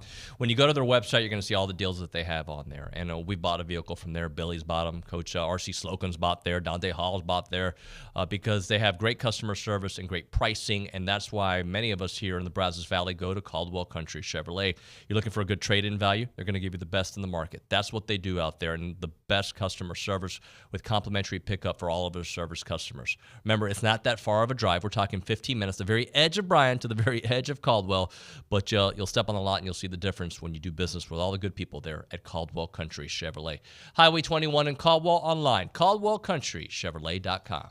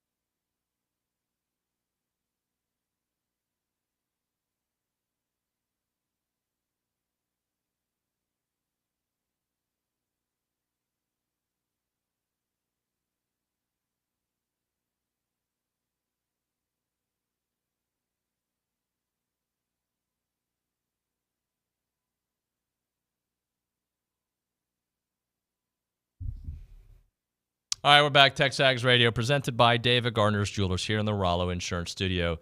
Spencer in Denver. Dude's about to get blocked. I'm kidding. I don't block anybody. I just won't ever respond to him. Suggestion, since we have two negative ogres on the show behind the mics, how about we add someone who brings some sunshine to counteract the co-host's insights and opinions? Yes, it would be a pleasure. $1 a year, I'm in. Spencer, you aren't good, though, so we wouldn't put you on the air. I've met you. Nice guy. Not good with your opinions. Look, I don't know how you talk about a loss and, like, be sunshiny. Whatever. Like, I know you just want attention here. Just like, hey, I'm Spencer, I got opinions. Oh, yeah. But whatever, dude. There's a lot of talent out there. If you think that sunshine pumping is what you need to listen to, please do me a favor. Go to the other show right now. You're not going to get like right now, go find that other show, whatever that show is. It's not about sunshine pumping. It's about facts and reality. When they look great, we tell you they look great. When they blow a game, we tell you they blow a game. Our opinions don't have to be the same. We can all look at things different. Look, I look at A&M as a team that, like, they should, but they don't. Let's get Alan Waddell's thoughts on this. Alan Waddell is one of the nicest human beings in the world. I said the well. Hopefully he's not on a well. Baby Jessica. Coach Waddell. So somebody is saying... Hey, sir, thank you. Hey, so somebody's saying that, they want a little bit more sunshine pumping. Look, dude, and I called you dude, I apologize. After 2 losses this year with, to me, some inexplicable defense at times, I don't know how you sunshine pump. Doesn't mean I don't think this team can win out the rest of the way. I just don't know how to get my rah, rah, rah. So let me ask you, how good do you feel about this team after that loss? I think it was a disappointing loss because we had such a chance to win it, and you don't get that many chances. Not many people have that many chances against Alabama. I think it was a funny game. I mean, at the first half, my phone is getting texts. We're as good as Alabama. We're at the top now. Here we go. Everything's great. We scored 17 points. Blah blah blah. And the fact is, we are almost as good as Alabama. Probably Alabama's a dadgum good football team. Okay, so we're almost there. The second half, all my texts were, "Oh my God, we got outcoached. We didn't make the adjustments and all that." In defense of the coaching staff, and I like to defend coaching staffs, but when things are going as well as they are at halftime, it's hard to sometimes make changes because why fix something that ain't broke type stuff. So it's a difficult situation where you have to make your changes are in the third quarter when you find out what their changes were. And so I don't think we got out coached at halftime. I think Alabama made some great adjustments in their protection and things like that. And that was probably the difference in the football game. Yeah, look, I still believe everything is possible for this team. I'm starting to lose that. When I say everything, look, the playoffs are probably out of the question, right? You can win out, beat Georgia, and I don't know, right? Like, let's just there's not been a 2-loss team make it. But my thing, Coach Waddell, is you've got to show me something, and this is the weekend where you can show me something because we know that Tennessee, and by the way, if they win this one, there'll be another test that pops up that they still got to prove to us. But if you can stop the aerial attack, I didn't know Jalen Milroe was going to carve us up the way he did. He didn't run on us at all. He didn't run on A&M at all, but he threw on A&M. Tennessee can throw the ball. They can run the ball as well. If you can show me something on the road, I'll get back on the and I'm still on the train because I had this team as an 8-4, 9-3 team. That is still certainly possible. They just got to stop some of those passes. Exactly. I mean, that was probably the most disappointing part. We're a very talented secondary, and Alabama, they want to run the football, and we definitely stopped the run. There ain't no question about that. I think the first half we had it under control because we were able to had 5 sacks. I think the first half with so much pressure on him. He can't throw the ball on his back, but when he was standing up and had plenty of time in the second half, he's a D1 quarterback and a starter for Alabama for a reason. And he did pick us apart. There's no question about that. We had some breakdowns in the secondary from, I don't know if it was from a scheme standpoint or from a talent standpoint, because Alabama's got some pretty good receivers too. But I agree with you. We've got to solve that problem. And the season is not lost at all. I mean, we finished 10-2. That's a great football season for anybody with most of our team coming back.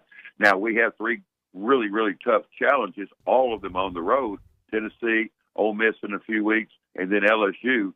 So whether we 10-2 or 7-5 again is going to depend on how we react to this loss and how we improve in our secondary, and we find a way to, when people change their blocking scheme and their pass protection, we find a way to adjust our pass rush so that we put as much pressure in the second half as we did the first.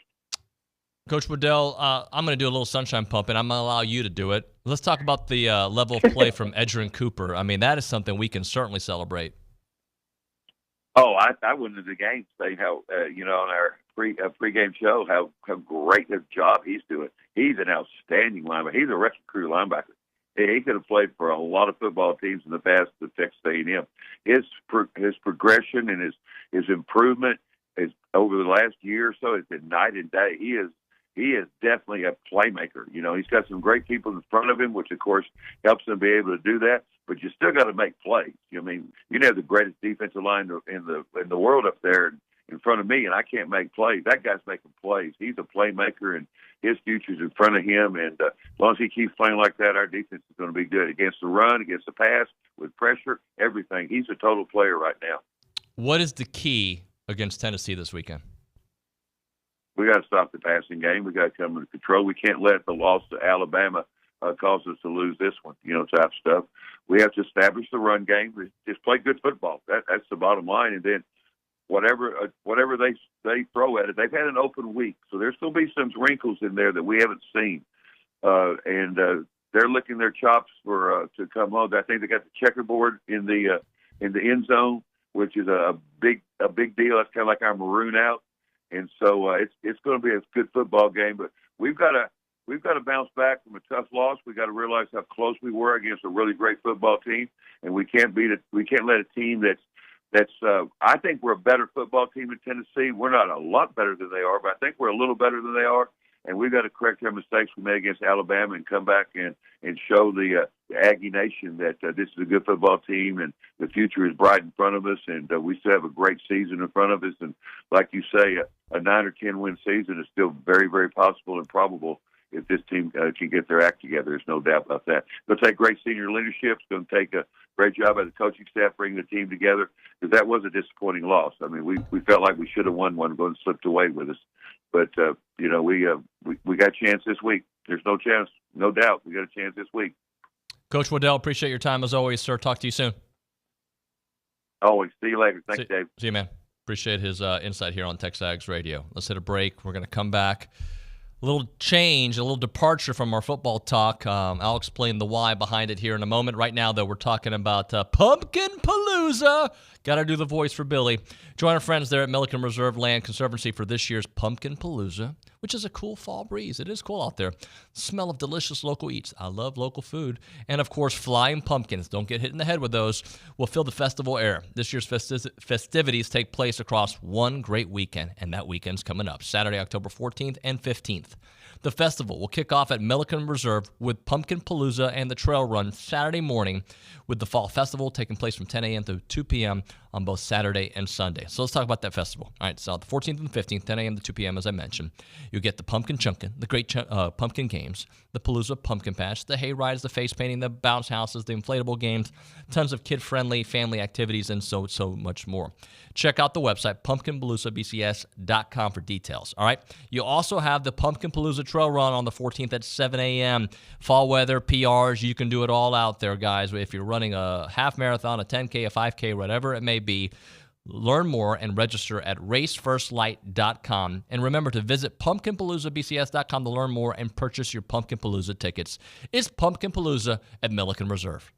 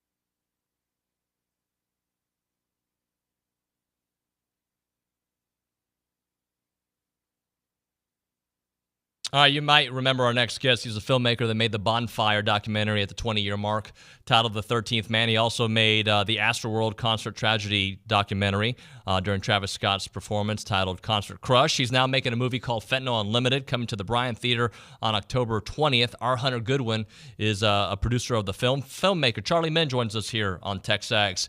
Charlie, tell us how this film came together.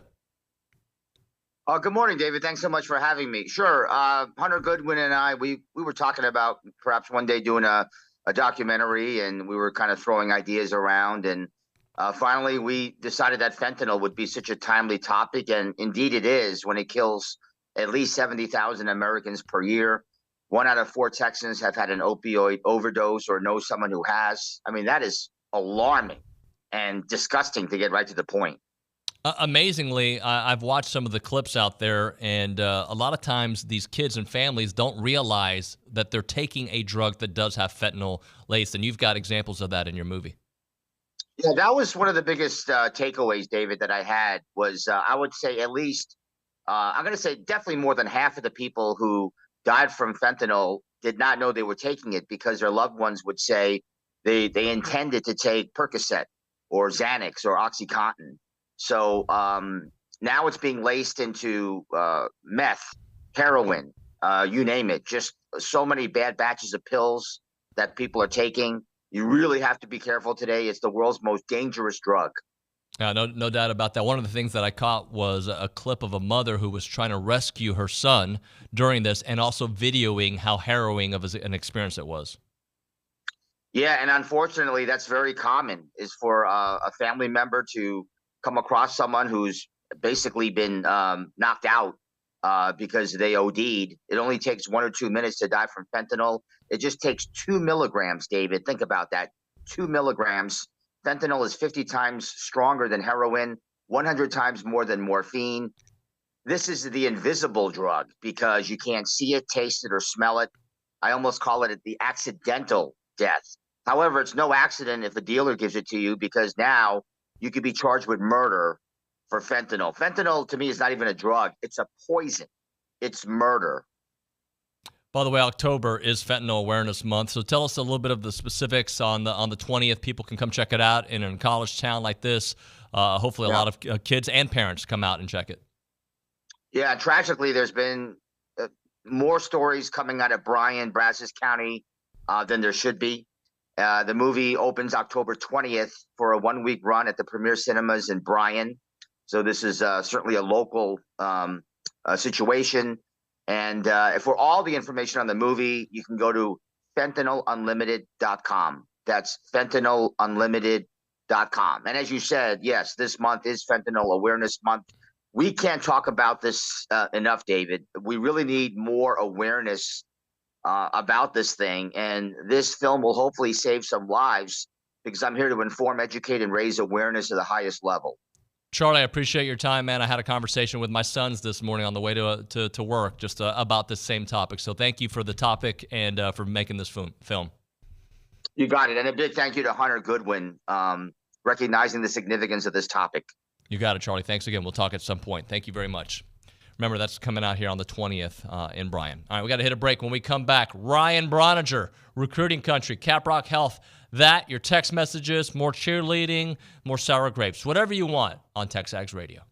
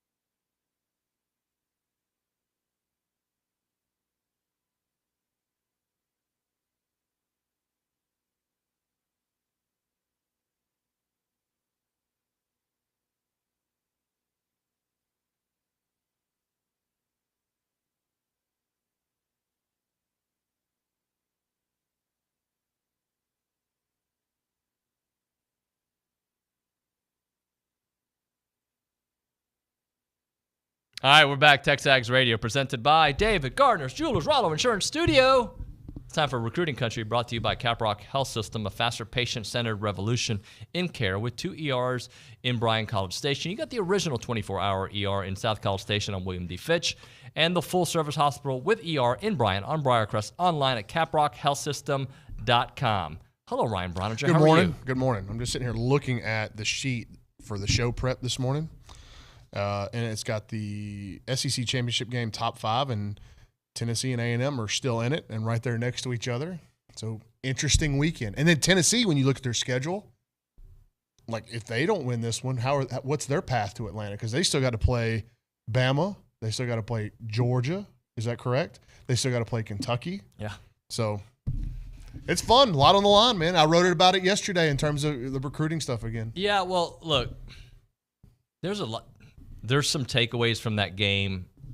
Like I'm just not at a point in my life to be like, okay, we played great against Bama, but we almost had them. Like I'm not there. Well, I think there's however you look at the glass with this thing, you can look at it any way you want to. Yeah. So again, there's still a lot of football to be played. There's a lot of conversations on the recruiting trail to be had. And the message will kind of curtail to what happens on the field. So there's so much out there. And we know this team is talented. They're extremely talented. In this game, to me, we were talking about it at the break. I've talked about it all week. It kind of, I think, sets a certain path for this program for maybe the next couple of years. I hate saying that about one game, but it just feels like if you win this, the chatter's back recruiting-wise. I'm not saying that they lost it. We'll get into that. You can still do all these amazing things you had predicted or had hoped for, right? But this is the part. These are the 2 games that you at worst wanted to, not at worst, split, right? That's what you wanted to do, and you still have that opportunity. Well, and just to go back to the comment about the glass being half full or half empty, you're going, okay, if you want it to be half empty, you got 3 huge tests on the road, and what has A&M done in the last 2 seasons on the road? It's not been great. On the flip side, you're going to go, okay, we're going on the road with a roster that is much better than at least 2 of the 3. I don't know if your roster is probably even with LSU, but your roster is better than Tennessee's and your roster is better than Ole Miss's. Yeah. So, and then you get South Carolina and Mississippi State at home, which you should be able to handle, again, at home with a much better roster. Let's go back to Kyle Saturday, the 9 official visitors. I'm just imagining what it must have been like for them when Anais scores but doesn't score, right? Like because that whole place erupted. I know they didn't give you specifics of that moment per se, but just tell me what the weekend was like. I don't know. So one of the things that Jason and I wanted to do when A&M didn't win the game was it's difficult to put out recruiting information on our message boards or on the airwaves immediately following a loss, whether it's to Alabama or to Appalachian State. Mm-hmm. It's difficult, right? Because nobody wants to hear it. They'd rather wallow in their own misery than hear a positive recruiting update. So one of the things that we wanted to do is we wanted to go and ask kids directly. We kind of knew what they were going to say, but we have never put it cut and dry. What's more important, the outcome of the game or the overall experience? And every single kid said the experience is way more important. And we didn't kind of box that in as at Texas A&M this weekend. We said in general, when you go on a visit, what's the most important thing? And it's the experience. Every one of them said the overall experience of going to campus, seeing what a game day's like, seeing how the crowd interacts with the team, how the team interacts with each other, the coaches' relationships with you before and after the game, the whole thing, the whole experience goes into whether or not they had a good trip, way more so than the outcome. Now, the question becomes, where is the threshold for that for this Texas A&M team and this Texas A&M season? The outcome can enhance the experience. Sure, it can. But, I'm sitting there talking to Draylon Miller after he had an official visit this weekend. I'm talking to Draylon, and he's awesome. He's an incredible kid, obviously an incredible football player. And I was asking him about his conversations with the coaching staff after the game. And one of the things he said it really innocently, and I think it has more to do with like the expectations of himself and his team that he's playing on. But he was like, he said the conversations were great. They talked about how I'm going to be playing in Anais Smith's role, so I'm super excited about that. As much as they use Anais, the different ways they use Anais, that's the role they want me to play starting next year. He said, but they lost the game. I don't like, or he said, I don't like losing, so we need to do something about that. very innocent, Sure. inconspicuous, but he's right. In a way, you're going, okay, LSU and USC, the other top two in his top three, are probably hammering him with it, right? Mm-hmm. Now, LSU's got their own issues. They've losing games too. But I can promise you Lincoln Riley's probably hammering him with it, right? Mm-hmm. And so where is the threshold? What's the cutoff to where these kids go, okay, they're really not in this upward trajectory. Maybe I need to start looking around. Which is why I think there's no way to definitively know the answer to that. I think 9-3, you're perfectly safe. I told you before we started the segment, 9-3, they get to 9-3. I think they're going to sign a top 5 class, and the talent continues to roll. 8-4, you probably get a little murky. You go 7-5, and we got big problems. But there's no way to definitively know that. They could go 7-5, and everybody look at it and go, okay, that's 2 games better than last year. It's not where they need to be. Connor was hurt. And Connor was hurt. And we saw what the offense looked like with Connor pulling the trigger. So maybe these skill guys go, look, I go in there and play with a guy like that. So we'll see, man. And there's no direct line in the sand. They must do this to sign this. It's just you're kind of ballparking it right now, and you're trying to do that because you know what the anti-A&M recruiting pitch is right now. And by the way, for LSU's perspective in this conversation, I think that Missouri game for them last week, what this Tennessee game is for A&M. Maybe, but doesn't LSU have – I mean, they still got some real tests upcoming, right? No doubt. But had they lost that one, then they're already at their 3rd loss. Oh, yeah. You know what I'm saying? And they had to come back and win that one. And you still have some tough games ahead. So that was more my point. And I do like Jaden Daniels is playing out of his mind right now. From where he was last year, we saw him in Kyle Field, where I thought, man, he really struggles making reads and he wants to run all the time. And you wouldn't trust him making down the field throws consistently to where he is now. It's almost a 180-degree player. Micah Hudson was in town. Yeah. Interesting, right? Because that was He's kid. a firm Tech guy, right? And he committed to Texas Tech after the Red Raiders were a leader for him for so long. Mm-hmm. He finally shut it down. And we talked about him a bunch on this show. And he's a kid that has kind of flirted with coming to A&M. So whenever we kind of got wind last week that on Monday or Tuesday that, hey, Micah's probably going to come on an official visit, I was hesitant to say anything because, number one, like he has told some people that he'll probably come to A&M and then not shown. But as it got later in the week, you okay? Yeah. Okay. I thought you went down the wrong hole. Okay. Hey, now. Pause. The information we'd gotten said that as the week was going on, it became more real and more real. And so on Friday night, we had heard that he's en route to College Station after his game. And so that's a big deal. And he stayed until late Sunday night. You get 48 hours from the time you step on campus on an official visit, whatever that time of day is, you have 48 hours. Do they usually stay the 48 hours? Or does it kind of depend? It depends on when they get in, yeah. Right? Because like some of the guys like Draylon Miller, Laquan Robinson, Terry Bussey, they were all on official visits, and they started on Friday night because they didn't have games. So they were at Midnight Yale. So theirs went from like Friday at 5 until Sunday at 5. So they got a full weekends. But, since Micah didn't arrive until later, he got to stay later on into Sunday night, and he did. He went to the soccer game, and he's got really strong relationships on the A&M football and recruiting staff. They've done really good at maintaining a relationship. I always think Micah has had a soft spot for A&M. I think Texas Tech was his clear-cut leader. Joey McGuire had done a great job of recruiting him. He's got ties to the program up there, family ties to the program. And so it was always going to be tough for anybody. You talked to a lot of folks around Temple and Lake Belton. It was going to be tough for anybody to unseat Texas Tech from the get-go. He just had an affinity. But I do think there was kind of a mutual respect between him and A&M. I think he likes College Station as a town. He's a very sharp kid. Mm-hmm. He's very perceptive, very intelligent when you talk to him, but he's not a big outgoing guy. Likes to keep to himself, doesn't do a ton of media, and that's by choice. Like, he's very perceptive with this whole thing. So you kind of try to, when you guys are like that, you got to kind of pick and choose like how you get your information off of those recruitments.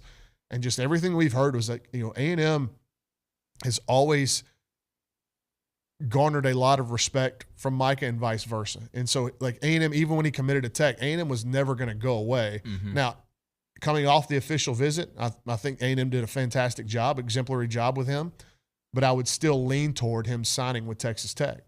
But if there is a program that I think right now can unseat that, it would be the Aggies.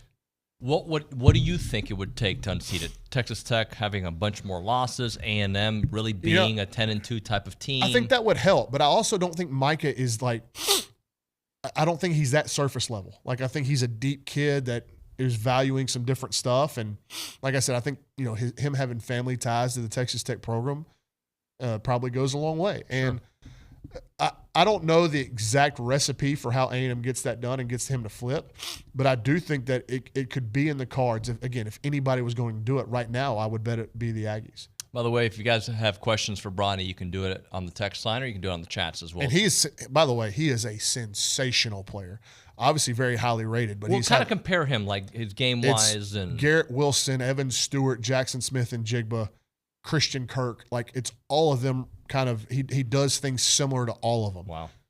He's a bona fide star and just off the charts as an athlete, and has been super productive because we talk about this quite a bit. Are you a prospect? Are you a player? Or are you both? Well, he is not only an elite prospect, but he's turning out to be an elite player. So his production is matching his talent level. And every Friday night, the opposing defense that's playing Lake Belton knows what? They're going to throw the ball to Micah. Throw him, yeah. And they can't do anything about it. He's sensational. Did you say Jermaine Burton? Oh, no, you said Michael Hudson. That's a joke.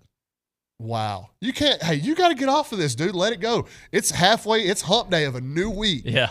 There's new things on the horizon. He just got another pass. Sorry, go ahead. Come on, man. Well, can I ask you about that? Because with the questions about the secondary, how is that group for A&M looking? Well, I mean, Terry Bussey's a pretty good start. Mm-hmm. Jordan Pride's a really good player, and he was in town. Miles Davis was in town. He's another safety commit who's had – I mean, Converse Judson has struggled, but Miles has had a really good year. You got to go get more corners, right? And you got to upgrade your athleticism at corner. I would think that if you stack classes in terms of overall athletes of Javon Thomas, Bravion Rogers, and you go and get a Terry Bussey and a Kobe Black and maybe one more, whether it's a portal, whether you go find a late rising kid, but with overall athletic traits really can kind of blossom into a really good corner. Maybe he's a little bit more of a project redshirt guy. You'd like what you did. But again, they've got to go do that. Like, that's the biggest hole right now in this class is running back, which when you look on campus, I don't think it's that pressing of an issue. And I also think running backs, you can go find a really serviceable one in the portal if you need to. I'd like to see them sign a high school back. So we'll see how kind of that unfolds the rest of the recruiting cycle. But running back and corner, this class is right now, it's their two biggest needs. I also would like to see them go sign a real edge rusher. And we say that with the defensive line and the front seven playing out of their minds and continuing to create pressures and tackles for loss and sacks. But I do think when you're looking at what they've got, they do need to bend the edge like a Ryland Kennedy, which they went out and signed late in last year's cycle. I'd like to see them go find that guy. Now, they on the official visitor list this weekend was Solomon Williams out of Tampa, Florida. That is that guy. And it's going to be A&M, Texas, and Alabama. We feel like A&M's in a pretty decent spot right now. Some of the national media probably catching on now to what A&M did over the weekend with him. But it's going to be an all-out battle to get him because you're fighting your in-state rival and one of your biggest division rivals for him. But that kid's tape is off the charts. And I know there's some kids around the country that may be rated a little bit higher than him, but it's almost like Gabriel Relaford. Like, turn the tape on. Right. Like, quit worrying about how many stars are next to his name and turn the tape on. What do your eyes tell you? Because that kid's film is sensationally good. And he would be I think he's a huge need for the class and for the roster. And because of his skill set, I think he could come in and make a contribution early. Well, tell me a little bit more about him because you mentioned something which I think is so true. As good as this defensive line is, they do need some help on the edges of a guy who can just speed, power, get his way to the QB. Is that kind of his mold? Well, he's more of a Tyree Johnson mold. Okay. So like a real quickness, bend the edge, And will learn how to play with leverage and power as he gets older. But his first step is sensationally good. He explodes through the line of scrimmage and into the quarterback. Again, we're nitpicking a position group in an area on the team that has been highly productive. You know, it's hard to say that a baseball team needs to go find a guy that can slap the ball around and bunt and stuff when they've got a bunch of guys hitting doubles and homers. Right. You know, like, it'd be nice to have, but do you really need it? Because these other guys are being so productive, and even though they're not built that way. But I think for them to have a well-rounded group, you know, we've seen them go and do this. Like I said, I mentioned with Ryland Kennedy, with Samu. I would think that this is a need for, and a want, not just a need, a want for Elijah Robinson and DJ Durkins. And I would put Solomon Williams, I'd put him right up there with Colin Simmons in terms of that style of player and their overall athletic ability.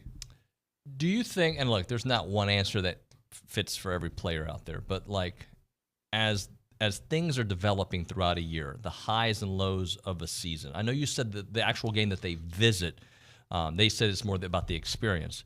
But do you think, as you know, to me, if I'm recruiting, I'm recruiting guys that want to be at A&M, and I know it goes deeper than that, right? Like that the record, yeah, it matters, but it doesn't matter. How much is the whole totality of the picture when it comes to, like, if they decide to decommit, or in your experience? They're situational, and situations are situational. So every kid will be different. I can tell you, like Miles Davis, when I talked to him after the game the other day, he said, look, losses happen. I know this. Like, there are times you go out and you play well and you lose games. There are times you go out and you don't play well and you win games. He said, so losses happen. It's all about kind of how they manage the locker room, the vibe of the locker room, the overall feel of the program. Yep. After that. But I do think because they're just going to be hit over the head with it with a lead pipe so much from other people, it's hard to not let it in, you know, to a certain extent. But look, and we need to talk about Kyle Field on Saturday. And last week on this radio program, I sat here and said this is a real chance for the 12th man to not only impact the game, but also impact these recruits. Yep. And 9 pre-snap penalties. I wasn't in the stadium, but 9 pre-snap penalties throughout the duration of that game would indicate that was as loud and as rowdy as an atmosphere as we've ever seen at Kyle Field. And from talking to the kids afterward, from talking to people that were in the stadium, they would indicate the same thing. So whenever a crowd has that kind of impact, it's hard for the kids in their inner circles not to be kind of swept up in that. And I've said it before, man, there's not many programs across the country that can offer a game day experience like Texas A&M and Kyle Field can. So like I wrote in my article this week, kudos to the 12th man, because at the end of a disappointing loss, all the recruits wanted to talk about was the atmosphere inside the stadium. Yep. We'll continue down that path here when we come back on TexAgs Radio. It is Recruiting Country, brought to you by Caprock Health System. We'll be back in a few.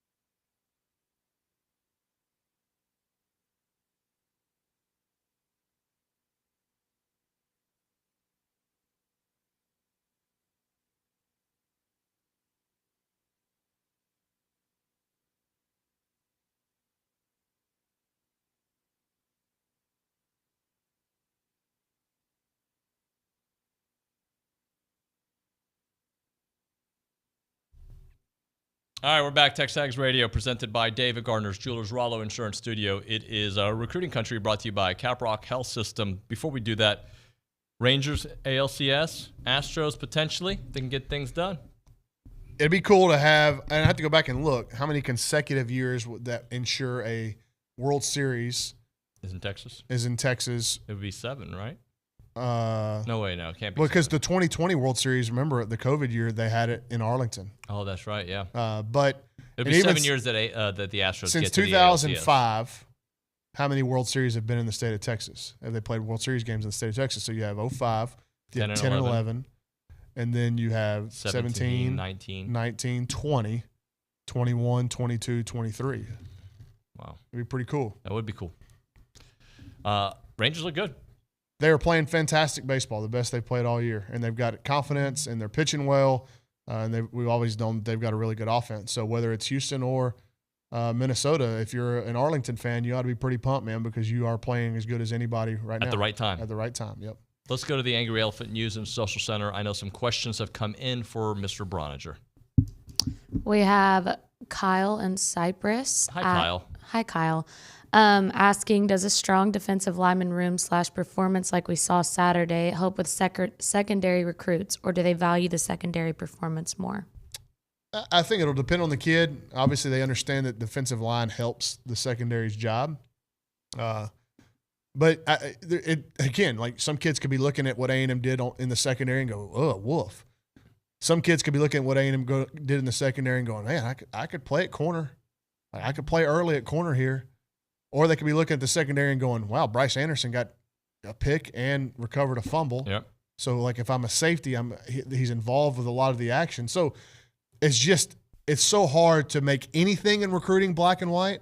And then when you start talking about specifics within a game and how the overarching theme for an entire position group that's being recruited, it's almost impossible. Every kid is different. Yeah, and every family is different. Sure. And who they allow in their inner circle and their ear. Certain trainers have agendas, certain coaches, or not coaches, family members. Like, we've seen it all. Sure. You can go onto Twitter, and I don't advise anybody do this because it's a little bit toxic, but after any major program loses a game, go read the stuff that's on Twitter from coaches, from trainers, from parents and families and cousins, and it's every program gets, they catch arrows from every different direction. They do. Ms. Cabin? Matt in San Antonio is asking, since we are in a new era of player empowerment, when high school recruits speak to college kids and ask questions about the team, coaching staff, campus life, etc., do the college kids give their true feelings on those things for better or worse? I think so. At least in A&M's case, I believe that is the truth. And I go back to when Ty Anthony Smith was being recruited. He spent a lot of time when he came to campus with guys like Bryce Anderson and Cam Dewberry. And from what I was told, both of those guys were very honest with Ty Anthony about what the day-to-day life was in College Station, what the focus was with the workouts, with the practices. And I think what helped A&M there was like USC, they take these kids to places in LA that if you go play football there, you ain't never going to go to those places. Your right. time's all eaten up by other stuff. So I think A&M has done a really good job with their players, and the players have done a really good job of giving an accurate depiction to the recruits that they're hosting about what life is like here, playing football and being a student athlete. Kennedy? Jeff Tipton in College Station said, Ryan, how are the seasons going for our quarterback commits? Really good. Miles O'Neill, their season started so much later up there. I have to go back and check his overall stats, but I know he was off to a good start early. A.J. Maddox, I wrote this week, A.J. Maddox might win Player of the Year in the state of Mississippi. He's been that good. So, what was he, 20 of 26 with 300 yards and Hi there. Hi. I mean, what kind of person we have over there that immediately after they're on camera, Wants to watch they themselves. want to watch themselves and play it Can back. I clarify really quick? I opened the TexAgs live chat thing and my speaker was on full blast. Why'd you do that? Why'd you open the live chat? Because I'm So you can trying watch to look yourself? for more questions for you. I'm love to watch sorry. I'm myself. sorry. That doesn't surprise you. I mean, you've said some things today that while I'm on here that have made me kind of itchy. You know what I'm saying? Okay, that's weird. Shouldn't feel Like, itchy. because you're the one that said them, so you're the one that's weird. Anyway, where were we? I forgot. Oh, AJ Maddox has been awesome, incredible, and I think he was like 20 of 26 or 21 of 26 this week for another 300 yards and 3 touchdowns. His season stats have been very good, and you know what? He's a skinny kid. He's going to have to add the requisite, weight and strength to play in this league, but he's already starting to do that, and it's paying off in like dividends in his game. When you watch his tape, I mean, he's making.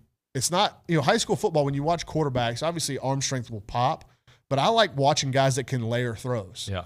Can they throw the swing route in front of the back to give him space to operate, like ball placement stuff? Can they get it up and down over a linebacker in front of a safety? Do they throw the deep ball? And when you watch A.J. Maddox's tape so far, he's got a bunch of layered throws, different style of throws. He is functionally mobile, meaning he does a great job of maneuvering the pocket, keeping his eyes downfield. And can run enough to pick up a first down or two. So, again, he's going to have to add some weight when he gets here and some strength. But hopefully your quarterback spot's in a position where you don't have to rush him onto the field. I know A&M's history with quarterback injury, so you never know. But in a perfect world, he comes in here and adds that weight and continues to learn and grow in the offense. But, man, he's been sensationally good so far as a senior in high school. Ms. Kavanaugh, I know there's one more. Yep, we got one more from Ron and Irving. He said, are there any kids that you've heard asking for NIL to just come to campus? I don't know. I mean, some of this stuff that gets said by the national media and I'm sure they're tipped off. And I'm just using like Colin Cowherd as an example, right? Stu Mandel. Any of these national writers, Bruce Feldman, who does incredible work. I think some of these guys may get tipped off by one instance at one school, and then they run it as it's some kind of national narrative. You know what I'm saying? I reckon it to like this. If you want to know what's going on with your water bill in College Station, do you call the President of the United States? Nope. Do you call the federal government? Who do you call? I'll call the water company. The local guy, right? Yeah. So it's just funny to me that the guys that cover this stuff day in, day out hear a lot less of these stories than the national media do. So does the national media get one staffer at Texas A&M or Arkansas or Alabama or LSU or Texas that says, man, we're trying to get some of these kids in, but A&M is paying them $5,000 to visit in NIL money. And like, I've never once heard that about A&M or Texas or any school. I'm sure it is happening, but when you read some of the stuff that goes out on social media, you'd think that it's rampant. It's rampant. And I don't, on Saturday, I was out there with the kids as they were arriving to be picked up by the buses. The Saturday before when A&M played Auburn, I was there at the end of the game.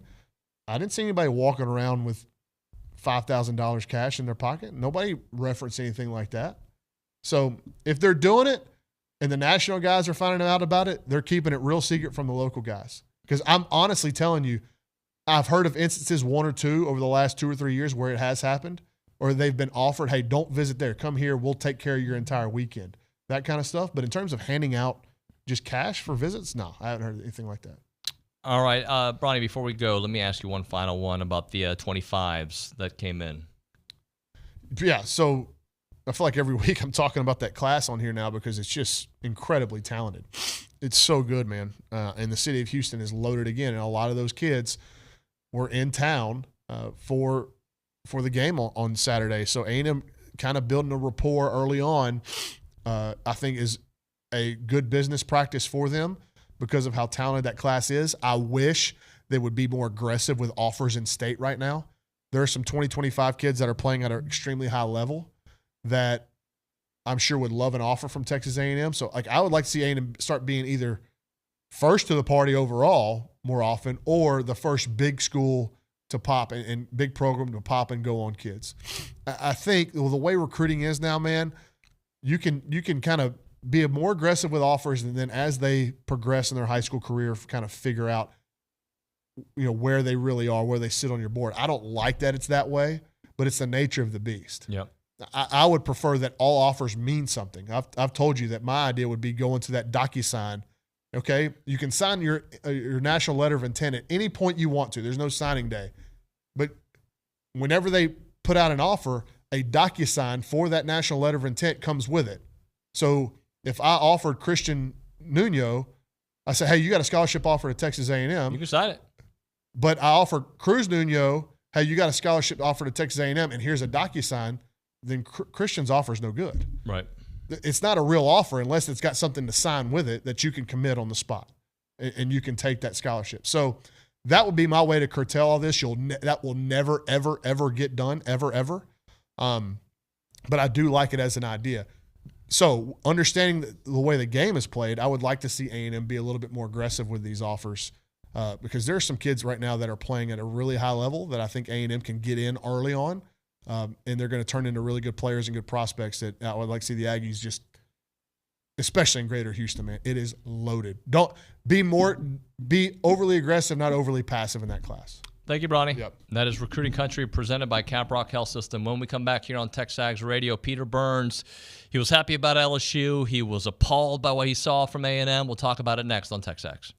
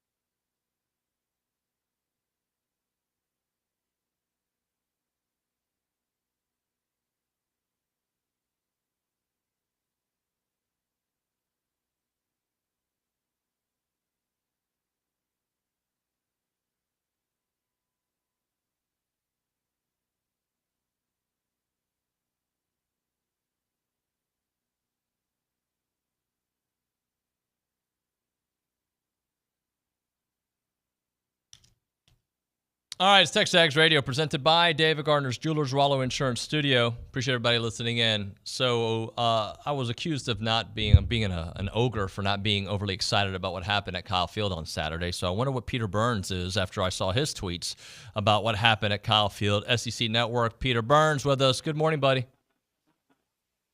People still use the phrase ogre. Like that's like I mean I felt like it had a run during the Shrek days, but I didn't know that was still a thing. Is it still a thing? Apparently, when you're not being a cheerleader. And by the way, Peter, I'm pretty high on this A&M team. I'm very disappointed about what I saw on Saturday. I think both things can be true. I'm the same way. I think that's even why I'm probably even more frustrated about how that game played out, because I sit there and look at it going, all right, I know we just saw Alabama, but Georgia's clearly, in my mind, the number one team in the country and the top team in the SEC.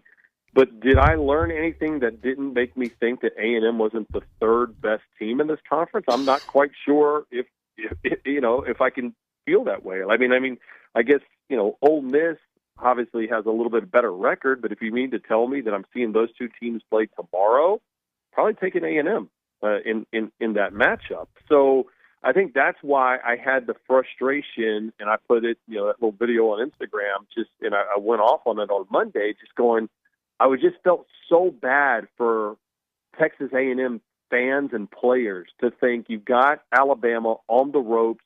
You have an opportunity. You've given 110%, 110,000 people going flipping nuts, and you're not aggressive at a time to where you had a high leverage play against Alabama, and and I'm talking about, of course, the not going for it on the fourth down, and 4th and 1 on their side of the field. Like, I just feel over and over again, in order to beat Alabama, you need to have unbelievable quarterback play, like career-defining quarterback play, or you have to be aggressive when the opportunity calls for it. And I just never felt like that was the case for Jimbo and the Aggies on Saturday. So make a case for A&M against Tennessee, because this year the two games that they've lost have been because people have been able to pass on them. I didn't know Jalen Milroe was capable of throwing the way he did, but he did. Tyler Van Dyke was phenomenal. I don't think Nick Saban thought he was clearly. I don't think Saban or Tommy Rees thought he could throw that well. Especially under the pressure, but he still did. Yeah. So can you make the case for A&M's defensive backs to slow down Tennessee, considering what we've seen the last two losses?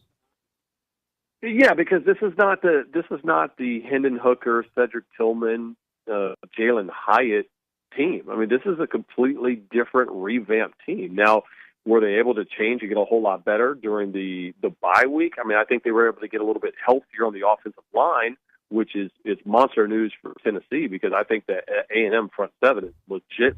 I mean, they're downright scary. I mean, we just saw what they did against what I still consider a fairly good offensive line at Alabama.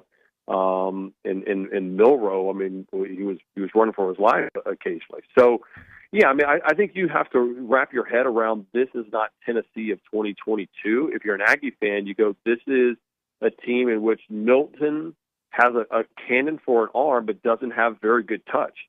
In fact, if you're talking about who's a more accurate passer, I'd probably say that I think Milroe is a more accurate passer than Jalen Milroe. I mean, than Joe Milton. This is a team that runs the ball, a lot. And even going back to last year, David, I thought that was kind of crazy. We thought about Tennessee and how many points they would score. They actually called like 65% run play, right? It's just that we knew they just had a deep vertical threat. They don't have that deep vertical threat that Alabama showed, that even Miami showed, or they haven't had success yet. So if you're talking styles make fights, this is actually a fight that actually fits pretty well for what A&M has in its toolbox. My question is how much did that loss to Alabama, the way it happened at home, hurt the psyche of this team going into an absolute crazy road environment in England? So let me ask you this, Peter. I've been talking about this being maybe the tipping point for this season, right? You win this game, it's very possible to do everything you want to do, right? It's still possible to be a 10-win team, go to a huge bowl game. You lose that game, then it feels like, well, here's A&M again. They feel like they're a good team early, but then they fade. How do you see this particular game, knowing that A&M hasn't won on the road since 21? Yeah, I mean, I still think, and I talked about it just moments ago on my radio show on Sirius XM, that I still think that this is a bigger game for Josh Heupel than it is for Jimbo. Now, it would be obviously it would be a flip had the Aggies won last week, because then it's like, all right, you got to go on the road against a rested team. You got to continue to keep this momentum. But now, and I hear you saying, hey, 10 wins and a big bowl game. I don't care about any of that anymore. Like, I've gotten past that as a guy that observes A&M from afar, that I look at it and go, A&M should always be a college football playoff contender, and they should always be in the mix for Atlanta. And if not, then it's a failing grade in my mind, because of the great fans they have, the great support they have, the boosters, the recruiting classes, the coaches, all of that, right? So, I think of actually is people are going to judge Jimbo and say it is what it is. Like that Jimbo is baked in of your expectations already of what kind of coach he is. I think there's more trying to figure out what happens for Josh Heupel, because, Heupel's coming off a bye week, a lot of success last year. And if they, on the road after a bye week, lose to what people are going to consider an underperforming Texas A&M team, whether that's fair or not, that's what the perception is going to be because of another loss this early in the season, then Heupel really loses a lot of his luster there in Neyland.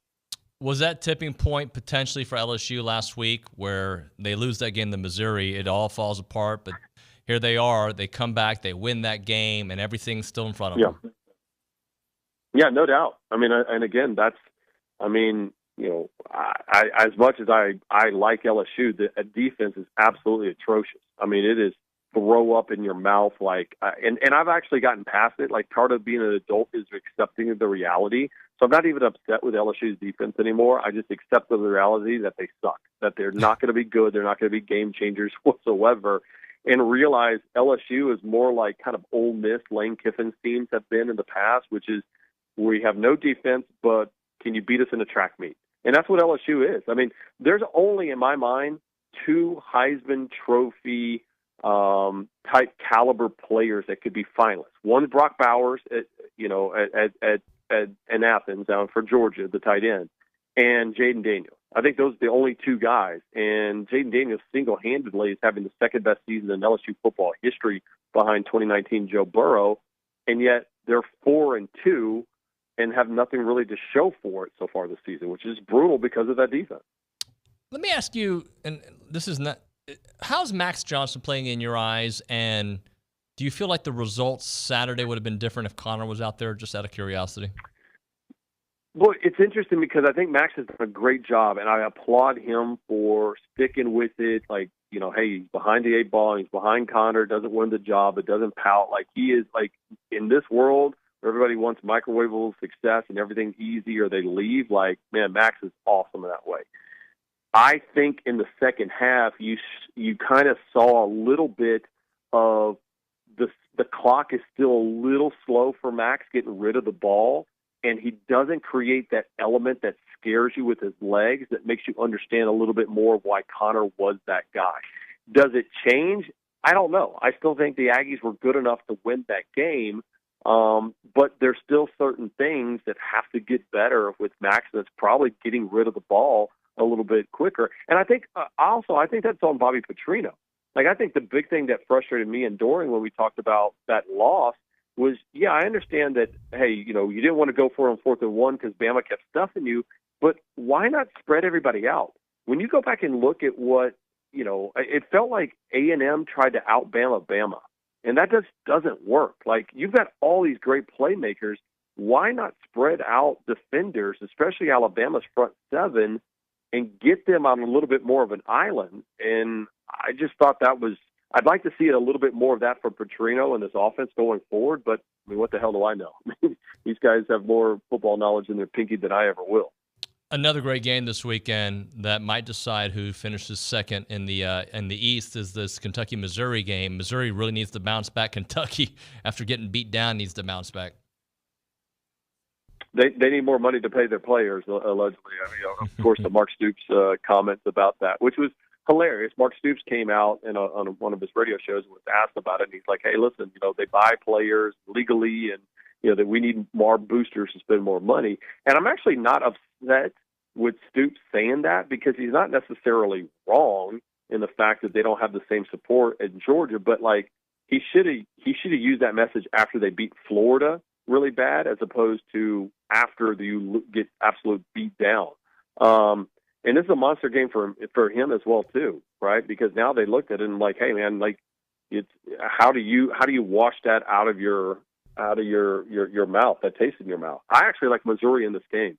I think Missouri, and I think Luther Burden is as exciting as any wide receiver in college football outside of Marvin Harrison Jr. So I think that they're more pissed off about what happened against LSU, and I think that's only going to drive and motivate them. I think honestly, Kentucky is a little like demoralized and defeated after that beatdown. Florida having the start of the season that I think South Carolina had hoped or envisioned. They're going to meet this weekend. One of those teams is going to be either completely out of it or just knocked back down to reality. Yeah, I don't trust Florida on the road whatsoever. 1-7 under Billy Napier, and they just don't look prepared. And I saw them; they get punched in the mouth by Kentucky, and I mean it was just disgusting. And Graham Mertz has done a good job, but I don't know, for whatever reason, good, bad, or indifferent, I feel like Shane Beamer, while the rosters aren't as talented, I feel like he gets like 110% of his players in some of these games. They had a bye week, so they've had 2 weeks to kind of prepare for Florida. They're still banged up, but I still think I like South Carolina in this game. I would really love this game for South Carolina if it was played at night. Like the difference of South Carolina in a day game versus a night game. I mean, night game, I think it's at least a 7 to 10 point difference. Like it's like Jordan Hare when it's ripping. So I actually still like South Carolina in that win against Florida. Peter, Auburn, Mississippi State, Arkansas still all looking for their first SEC win of the year. I think Arkansas was expected to be better. Mississippi State was a kind of a TBD. Auburn is what Auburn is. Who's the worst, you think, in the SEC West? I still think after this week, we're going to say it's a mixture. I mean, all three of them are disappointing, to be honest with you. The KJ Jefferson, the whole regression of him this year, and I guess a lot of it has to do with the offensive line. It feels a lot like Will Levis did at Kentucky last year, where it's like, man, this guy's great, and then, man, he just really takes a step back when it was his offensive line. I'm not sure if it isn't Arkansas. And I know State hasn't been playing well, but they're all three vying for that title as the worst team in the West. The Auburn-LSU game is kind of interesting to me because Auburn has to get right offensively, and no better team right now to find your passing attack than probably LSU's defense. But I just don't think Auburn can go into a track meet with LSU. If Jaden Daniels is healthy, I know he got banged up last week. I think that's all LSU. So it's just a danger zone right now. I don't see Arkansas going into Alabama and giving them a run for their money. I don't see Auburn giving LSU a run for their money. And I mean, State right now is licking their wounds because Will Rogers got banged up, and so did Woody Marks, their talented wide receiver. So they're in a danger zone right now in Starkville. Peter, to wrap it up, so A&M season probably a failure because they won't make the playoffs, and that's the kind of team that they should be. But you feel pretty good this weekend heading to Tennessee. Does that sum it up correctly? Yeah, I mean, again, and I think those need to be the expectation. I mean, like, A&M has everything to be a college football playoff team each and every single year. And if it's not, then in my mind, it's a failure. Now, doesn't mean the guys aren't going to work hard and they aren't, every season is on its own and they grow and all this stuff, and that's great. But if you're looking at it from the outside looking in, if there's ever a year, and especially starting next year when there's a 12-team playoff, if A&M is not a college football playoff team, it's an absolute failure in my mind of what it can be there. I think one of the better programs in college football. Peter, man, I appreciate you, brother. Talk to you soon. Miss you, bro. See ya. Bye. Later. Peter Burns here on the hotline. Appreciate his time on TexAgs Radio. We're going to hit a break, and we'll do a very short segment to close out. Right now, we're talking about Heritage Films and Year Flicks.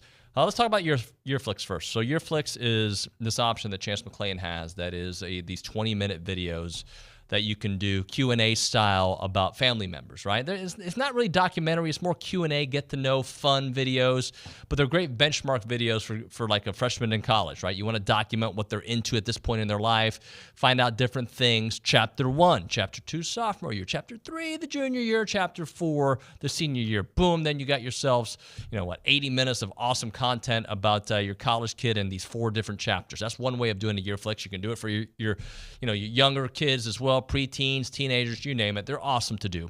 You can also do a heritage film, which is more of like a 2-hour documentary, get to know the family, Netflix style thing. You can do it for family events, for family ranches, family businesses, your grandfather, tell his amazing story in a documentary form, or you can do it for cool things that you do on a weekly, monthly basis. You go play poker with the guys. Hey, let's have a Chance and his crew there kind of documenting that story and be able to tell our kids, this is what I used to do on Friday nights, whatever it may be. The website is yourheritagefilm.com, yourheritagefilm.com, 713-893-8341, 713-893-8341.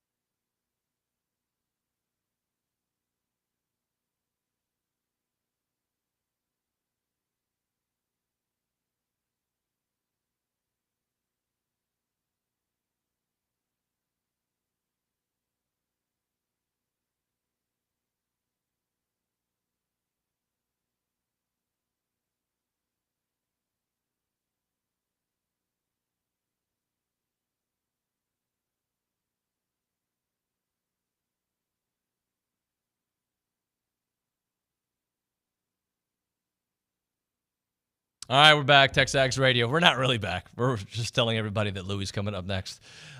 Thanks to all of our great guests today and all the hard workers on this program. Kennedy Cavan doing it big time there at the Angry Elephant News and Social Center. Cade behind the glass helping out as a producer. Jared as well. Nick Savage always doing great work.